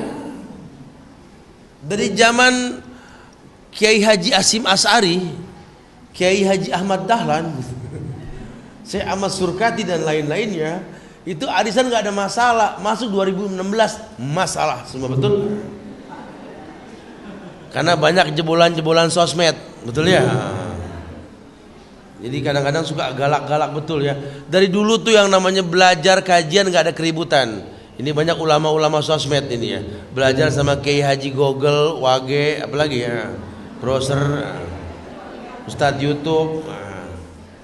Coba deh gini, saya sarankan, tadi saya sampaikan di masjid di Al Azhar sana, bertemanlah dengan guru-guru kalian di luar kelas. Ini liburan bakal panjang sebentar lagi nih. Yuk kita bikin pesantren weekend. Yuk kita belajar di alam. Biar nanti si Ustadz jelaskan tentang metode pendidikan yang benar seperti apa. Supaya jangan terlihat kaku kita menyikapi agama. Agama ini asik, demi Allah agama asik. Sayang kalau nggak berbagi keasikannya. Ya, masya Allah. Assalamualaikum Ustaz. Apakah boleh jika istri ingin mempunyai usaha sendiri dengan maksud bisa membantu roda perekonomian keluarga? Dan sekarang suami telah mengizinkan dan telah menyiapkan dana untuk modal usaha. Lalu usaha apa yang baik Ustaz? Ya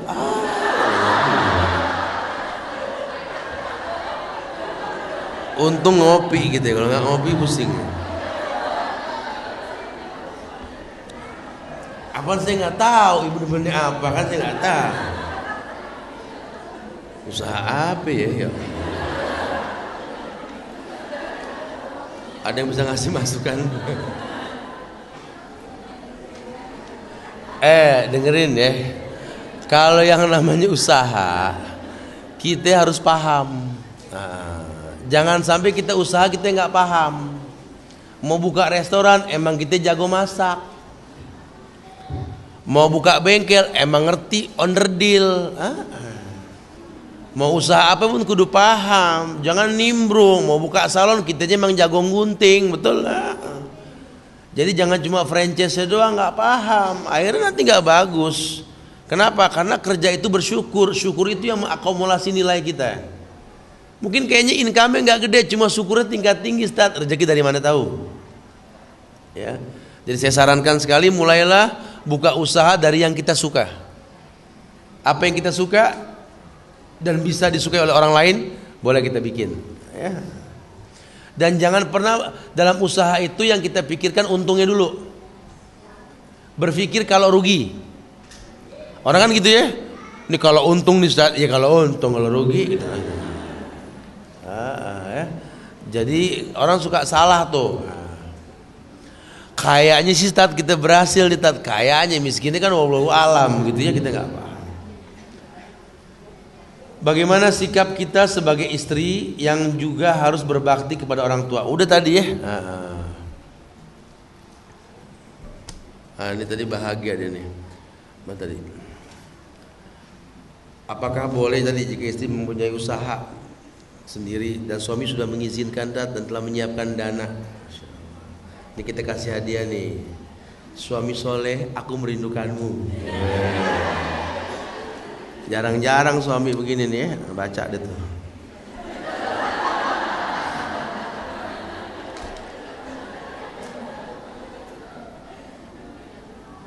Kasih nama, yang harus kasih nama ya ketahuan ntar. Bagaimana sikap kita sebagai istri juga harus berbakti kepada orang tua. Yang juga harus berbakti kepada orang tua kita. Sudah disampaikan tadi ya, sudah disampaikan bagaimana kita berbakti sama orang tua. Bukan dari surat, Dear Ustadz. Berpuluh-puluh tahun suami saya, wah kelamaan bacanya kalau gitu nih. Bekerja di perusahaan asing, cenderung pemimpinnya kafir dan lingkungannya kebanyakan orang-orang non-muslim. Bagaimana uang yang didapatkan oleh suami saya dan keberkahan untuk keluarga kami? Ya kalau memang perusahaan asing itu produknya itu barang halal, boleh, nggak apa-apa. Kita bicara produksinya, ya. Kemudian cara memproduksinya yang kita bicarakan. Kalau memang ibu tahu, ya hukumi. Kalau nggak tahu, syubhat namanya. Bagaimana upaya istri untuk mengajak suami hijrah, Ustadz? Jazakumullah. Ini nih yang cocok ini nih. Istri sorihah, aku merindukanmu. Jadi dia berusaha pengen suaminya baik, masya Allah. Ya baca deh tuh buku, tak lah baca isinya. Artinya nggak bosen nasihatin suami supaya kembali kepada niat awal mereka menikah. Kita kan pengen punya anak-anak yang soleh-soleh apa? Coba perhatikan dari rezeki yang kamu dapat deh. Karena yang saya tahu dari kajian, Rasul pernah bilang setiap daging yang tumbuh dari barang yang haram, neraka lebih berhak. Saya nggak tahu kamu kerja di mana Pak. Bagaimana caranya saya nggak paham. Takutlah kepada Allah. Mungkin dibahas di situ nanti ya. Assalamualaikum Ustaz. Apabila seorang istri sudah tidak dinafkahi lahir dan batin, apakah sudah bisa dikatakan jatuh talak? Iya, kalau di buku nikahnya itu kan tinggal memberikan uang senilai sekian ke pengadilan maka jatuh talak ya. Nah, ya coba, tapi kalau saya boleh sarankan, jangan menghakimi hukum dengan sendiri. Kita nikah baik-baik, kita bercerai baik-baik. Nikah dengan penghulu, bercerai dengan hakim. Ya, jangan merasa sudah sendiri. Takutnya nggak sah karena ada hukum sebab akibat. Kenapa si suami nggak ngasih nafkah lahir batin? Pasti ada, nggak mungkin ada asap kalau nggak ada api. Nah, ya, karena awalnya kan enggak, ini suami hasil istihorohnya loh. Sekarang seperti ini, jangan pengen menang sendiri, cari sebabnya. Dulu waktu kamu belum pinter dandan, anak desa yang nyuci di kali, tiap Sabtu tuh laki datang ke rumah, betul? Karena kamu anak kota yang dandan cakep wangi, kok dia pergi mulu, ada masalah berarti. Ada masalah, coba cari sebabnya. Oh, ternyata itu. Nah, hilangin tuh masalah. Kali aja dia nggak tahu hukumnya, betul? Jadi jangan gampang mengatakan cerai.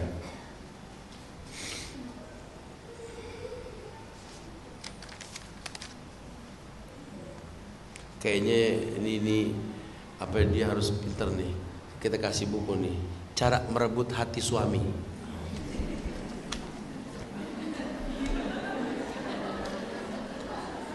Ustadz, mau tanya bagaimana dengan suami yang sudah berkali-kali ketahuan selingkuh chatting di sosmed dengan wanita-wanita yang sebelumnya tidak dia kenal.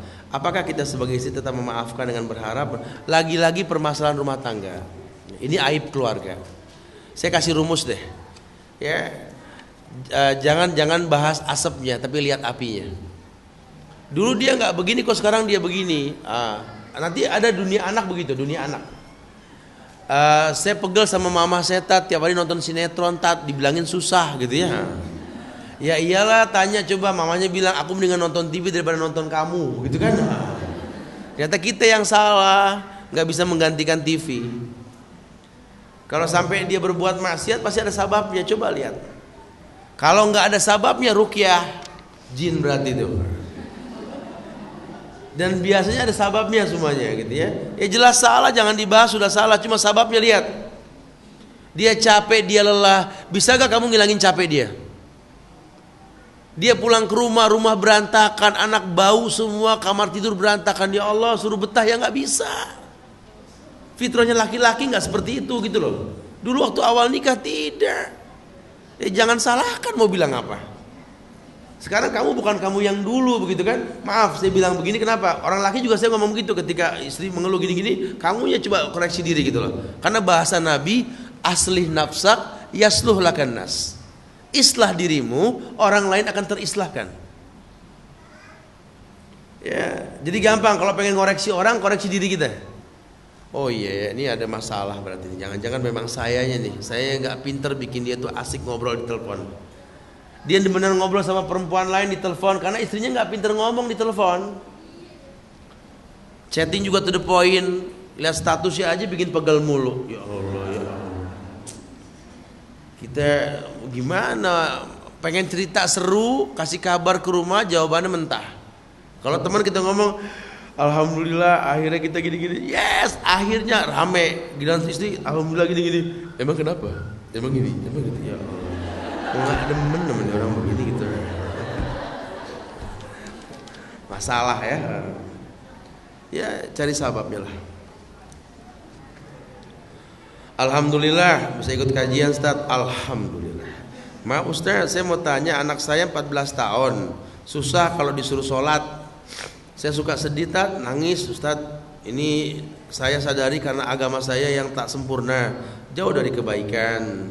Suami juga sama dengan saya Ustadz, kami orang tua yang tak sempurna. Bagaimana solusinya Ustadz? Sebenarnya ketika orang tua sadar bahwa dia nggak sempurna dan dia mau bertobat kepada Allah, tobatnya orang tua hidayah buat anaknya. Karena kan begini nih, kita memang bukan anak pesantren, gede sama sosmed, betul ya? Beragama dengan broadcast, mau bilang apa gitu ya. Jadi kadang-kadang ketika kita tahu hukum, anak udah gede. Ya Allah, kalau dulu anak bandel kita angkat kerahnya kayak mindahin anak kucing begitu. Orang kan kita yang dipindahin sama dia, betul ya? Nggak bisa. Kuncinya tobat. Ya, berdoa sama Allah, Allah kasih hidayah insya Allah ya. Sebenarnya dengan ibu bilang begini saja udah bagus banget. Ini satu bukti bahwa ibu berhasil jadi orang tua karena nggak merasa cukup dalam mendidik. Masya Allah. Saya mau tanya, manakah yang harus saya dahulukan, ibu mertua atau ibu kandung? Yang keduanya sama-sama sedang sakit. Kondisinya ibu kandung masih ada kakak saya yang ngurusin, sedangkan ibu mertua hanya saya yang bisa ngurusin karena anaknya hanya 2 orang. Sebenarnya begini loh, kedekatan kita sama orang tua itu jangan sampai hancur karena rumah tangga yang kita bina. Dari awal menikah harus ada opening obrolan. Kamu menikah dengan saya mungkin agak sedikit repot. Kenapa? Karena saya nggak bisa melupakan ibu saya. Saudara saya banyak, cuma yang care sama dia cuma saya. Kita ada hubungan khusus sama mama. Kira-kira bisa gak rumah tangga kita nggak membuat putus hubungan itu? Tapi pertama dong, kalau udah tinggal metik buahnya jangan salahin, udah ditanam di situ kita mau pindahin tuh pohon, kan nggak bisa. Ini kalau begini ini mentah, kenapa? Karena ini efek. Karena biar bagaimana nanti efeknya kalau buat si istri ya suami nomor 1, cuma bukan buat dibandingkan dengan orang tuanya. Tetap urgensinya yang dilihat. Gitu ya. Sehingga minta maaf sama suami, bisa agak berbagi ya. Karena saya jaga perasaan ibu. Takutnya dia sakit. Artinya saya sebentar ke rumah mertua, saya ke sana habis itu. Berbagi. Jangan dipilah mana yang lebih penting, bukan. Dua-duanya penting. Cuma ya pakai kedewasaan.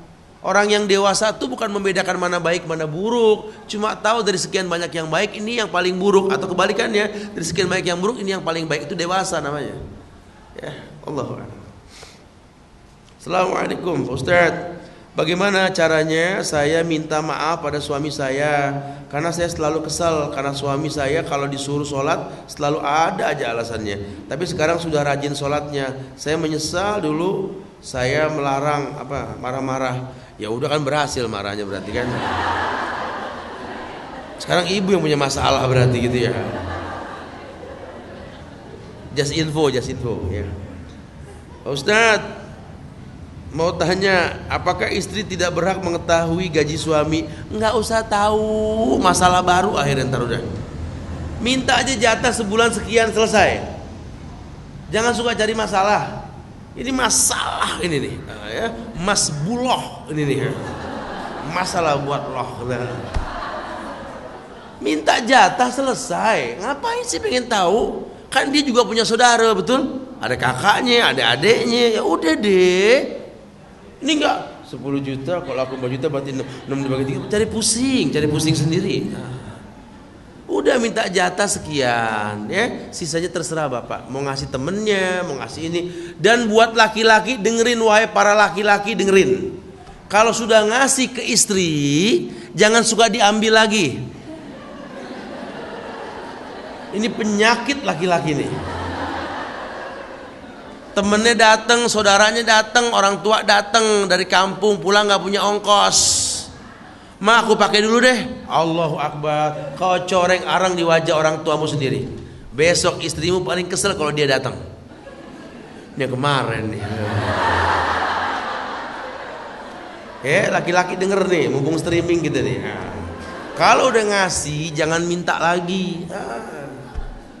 Ya nanti malah jadi cacat orang tua kita. Suami istri jangan suka ngomong aib keluarga di antara pasangannya. Ibu nggak usah cerita tentang keburukan orang tua dan keluarga. Suami juga sama. Kita punya rumah tangga sendiri. Makanya orang kalau berumah tangga keluar berumah, ngontrak nggak apa-apa, belajar memahami.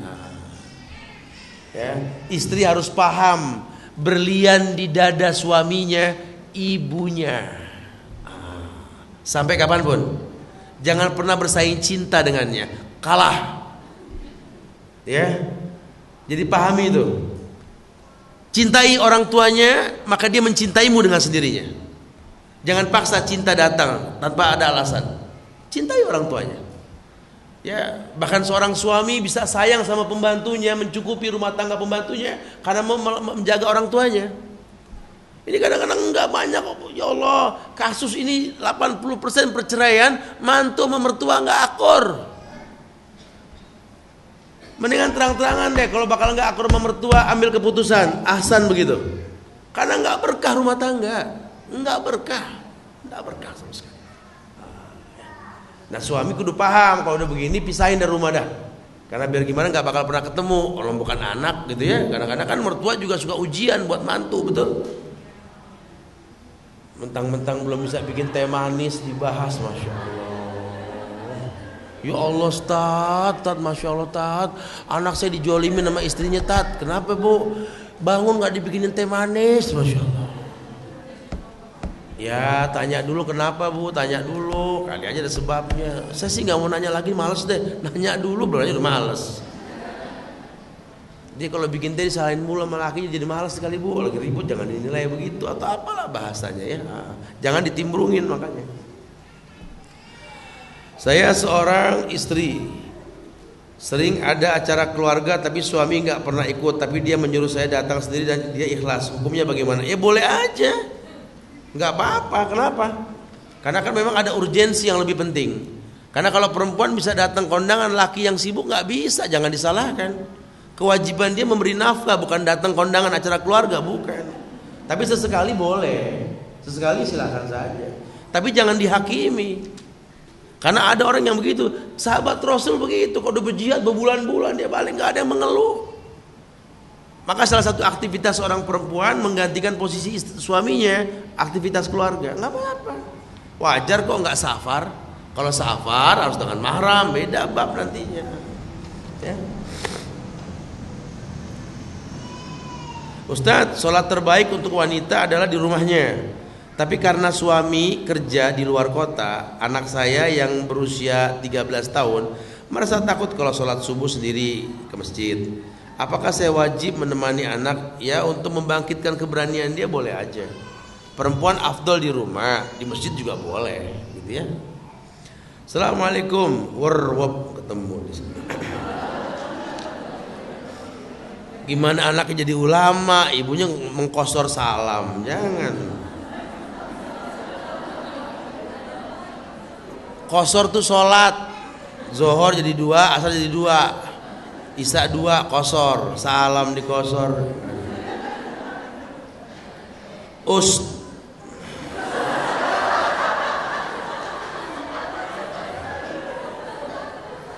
Ya Allah, berikanlah kesabaran pada hamba ya Allah. Afrik alaya sobron. Bagaimana kedudukan seorang ibu angkat? Apakah dia mendapatkan doa anak-anak soleh dari anak-anak yang diasuhnya? Makasih penjelasannya.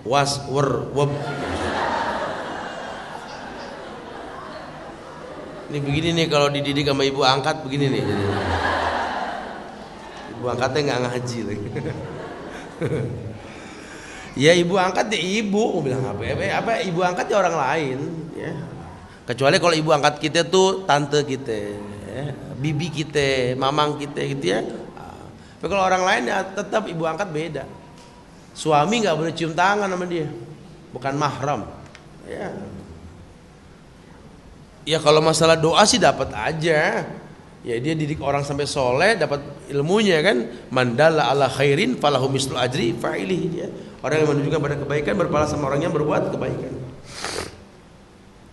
Bagaimana jika seorang suami marah selalu berkata saya ceraikan kamu dan mengusir? Apakah itu sudah masuk talak? Belum. Karena dia mentalak dengan marah. Tidak sah. Talak itu ibadah. Tidak boleh dengan emosi. Sama dengan nikah. Kita nggak boleh emosi. Ada nikah emosi? Ada. Nikahin sama mertua. Saya kawinkan kamu dengan anak saya Fulana binti Fulan dengan mas sekian dibayar tunai. Saya terima deh. Gitu ya. Kepaksa, nggak boleh. Belum nih, emosi. Ya. Bagaimana menyikapi saudara perempuan kita yang murtad dari Islam karena lebih memilih menikah dengan laki-laki non Muslim? Sedangkan orang tua dan saudara lain kecewa dan memutuskan hubungan. Dakwahi dia. Dakwahi. Cari apinya, jangan bahas asapnya. Ini anak bisa murtad sebabnya apa? Orang tua jangan gampang ngebenci karena ini hasil didikan Anda. Rangkul dia, nasihati dia. Ini lagi tren sekarang nih. Orang-orang Islam tuh masuk Kristen gara-gara nikah sama orang yang kerenan dikit. Aduh, Masya Allah. Bodoh sekali gitu ya. Sayang sekali ya, cuma mau bilang apa? Dia nggak paham. Ya, dia nggak paham. Ini dunia seenak-enak ya paling 20 tahun lagi, betul? Gara-gara enak kita pilih neraka nunggu kita, ngapain? Sabar. Saya suka bilang begitu, Ustaz, saya nggak kuat Tat, ya Allah Tat.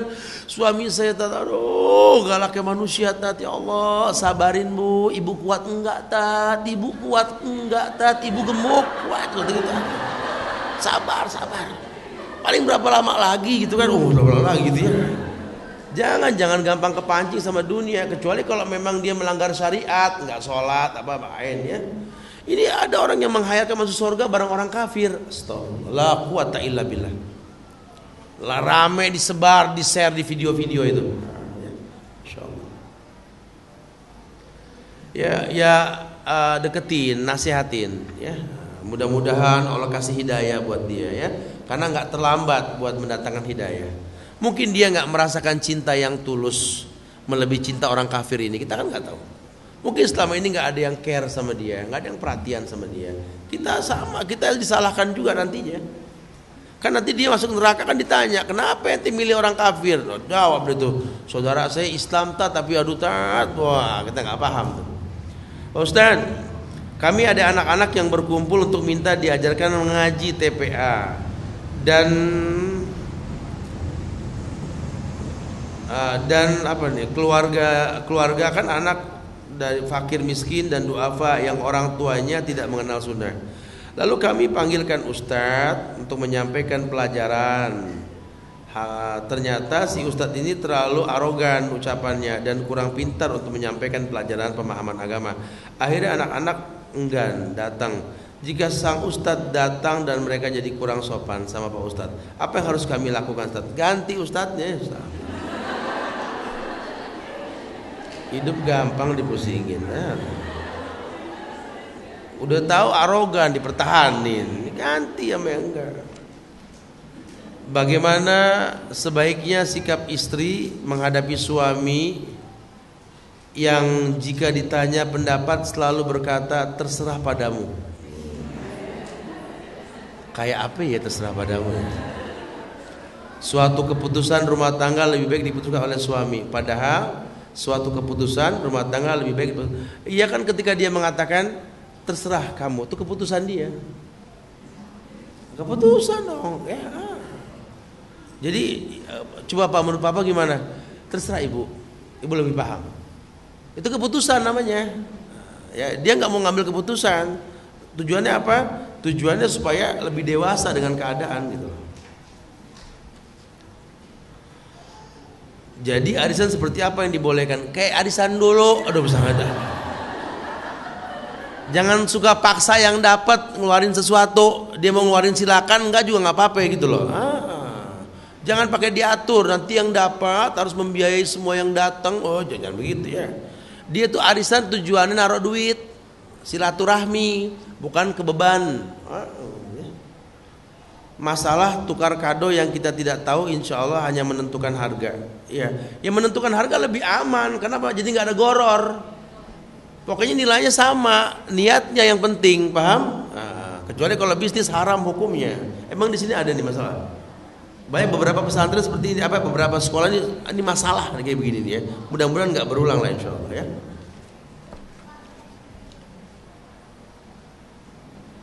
Ini tawarin dulu waktu sekolah juaran menulis indah nih, bagus tulisannya.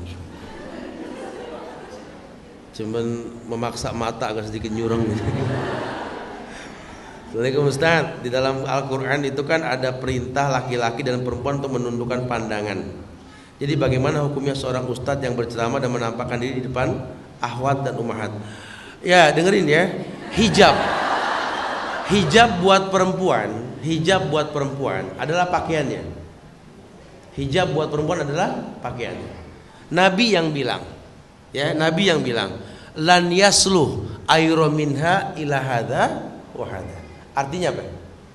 Perempuan aurat tidak boleh tampak kecuali, berarti muka sama tangan kelihatan nggak? Selesai, gitu ya. Walaupun menghijabnya lebih afdal.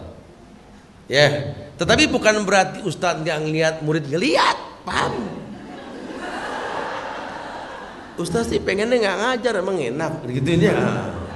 Di rumah belajar ngopi, apalagi hujan-hujan begini asik betulnya.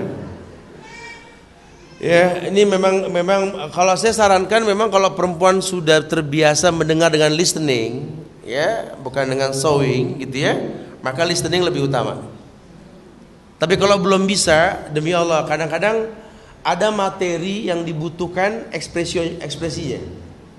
Ketika kita berkata demi Allah, beda dengan demi Allah, itu beda gitu, dengarannya beda. Kayak orang belajar dari WA. Kalau yang baca lagi tenang, semuanya damai. Cuma kalau yang baca lagi emosi, padahal cuma nanya, kamu di mana sama siapa? Wah, marah. Kamu di mana sama siapa? Ente bacanya betul gitu, karena nggak ngelihat. Jadi kadang-kadang ada seperti itu. Karena dalam ilmu komunikasi, ya, kalau kita bisa berinteraksi, membuat orang tersenyum, otak kecil terbuka. Apapun bisa kita sampaikan. Ya, jadi walaupun lebih utama seperti itu. Tetapi kalau seandainya kita bisa untuk menghindari lebih afdal. Makanya kadang pada nggak paham kan, kelihatan Ustadz nih ngelihat begini, matanya kemana? Ya, ini kita ngelihat ke atas, ngelihat ke bawah, membingungkan. Karena jujur saja, kadang-kadang kita malah nggak bisa connect karena ekspresi orang berbeda-beda. Ya, seperti itu bahasanya. Jadi kalau memang bisa menutup lebih afdal. Tapi kalau memang belum bisa, jangan gagalkan belajar gara-gara nggak mampu. Wallahu a'lam bishawab ya. Pakaian perempuan, hijabnya perempuan.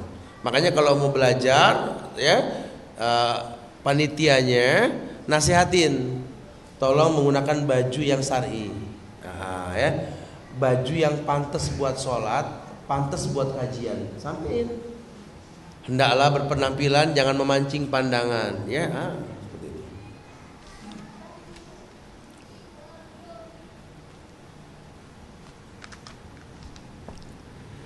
Bolehkah seorang istri memberikan nafkah untuk keluarga dikarenakan penghasilan suami? Bukan nafkah, musaadah, pertolongan namanya, beda. Nafkah itu suami. Istri kerja punya penghasilan, suami nggak perlu tahu. Nggak usah sosok nanya, untungnya berapa mah? Ada deh, gitu aja udah. Emang nggak perlu tahu sudah. Sama istri juga nggak usah tahu gaji suami, sama. Karena masing-masing punya kepentingan, tapi tanggung jawab ada. Pada rezeki seorang suami ada hak orang tua dan keluarganya. Tapi pada rezeki seorang istri nggak punya hak siapa-siapa. Makanya kalau laki-laki 2 kali lipat perempuan dalam waris wajar, karena ada hak orang lain. Gitu ya.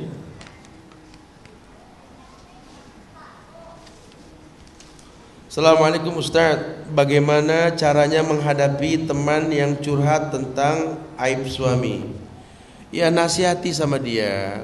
Kalau memang kamu bisa memberikan jawaban yang betul, ya, maka demi Allah jawaban yang betul itu jadi solusi. Tapi kalau kira-kira nggak bisa, katakan jangan kau buka aibmu di hadapanku, karena aku nggak bisa ngasih solusi. Lebih baik ngomong sama ustazah atau ustaz sana yang ada solusinya gitu lah. Katakan seperti itu. Kitanya jangan udah nggak bisa jawab, penasaran. Orang Arab bilang fudul, mau tahu aja nih orang gitu ya.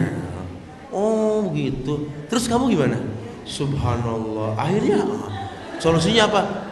Ya cuma tahu doang. Itu mah namanya gosip. Bagaimana menghadapi watak suami yang keras kepala, suka bicara keras dan bentak-bentak istri, dan anak kadang kasih nasihat suka nggak mau denger dan nggak mau terima dikritik. Masih kuat gak? Kalau masih kuat ya terus. Kalau nggak kuat, ganggu ibadah, ngelihat pendidikan anak jadi nggak bagus karena emosi suami meluap-luap, ya ambil keputusan. Ya, ini pendidikan yang nggak bagus. Orang tuh kalau sering marah, emosi itu, visualisasi yang buruk dalam keluarga. Apalagi rumahku surgaku. Kalau bakal mengganggu ibadah, ngomong baik-baik. Tahu gak penghuni surga wahai suami, kata Rasul? Dhaifin mutadhaif. Orang yang lembut, lemah, lembut, orang penghuni surga itu. Tahu gak penghuni neraka? Kullu utulin jawazin mustakbir. Setiap orang yang keras, kaku dan wataknya kaku, penghuni neraka. Saya nggak mau punya suami yang wataknya watak penghuni neraka. Tegas. Belajar benci dan cinta karena Allah. Mudah-mudahan kalau istri bisa begitu, suami berubah. Cakep. Ya. Dan kalau suami berubah, tuh jangan merasa menang. Jangan begitu ya. Alhamdulillah, ibu bisa kasih nasihat buat dia, masya Allah.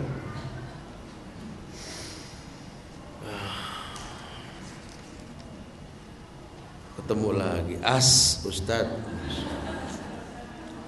Mau tanya apa hukumnya bekerja di bank? Sama hukumnya bilang itu, ya. Haram, ya. Mengkosor salam dosa, kerja di bank juga dosa, sama. Ustadz, saya berumah tangga sudah 25 tahun. Yang saya tanyakan ialah suami mu'alaf 25 tahun.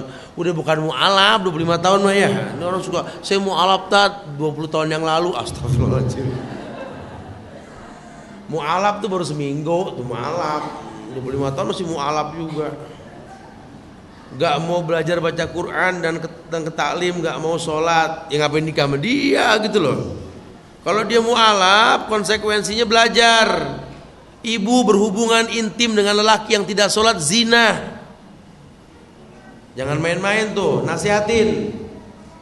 Ya maaf, saya menolak, sholat dulu yang rajin. Begitu harusnya. Mungkin dia gak tahu hukum, ya. Itu kita berhusnuzon lah.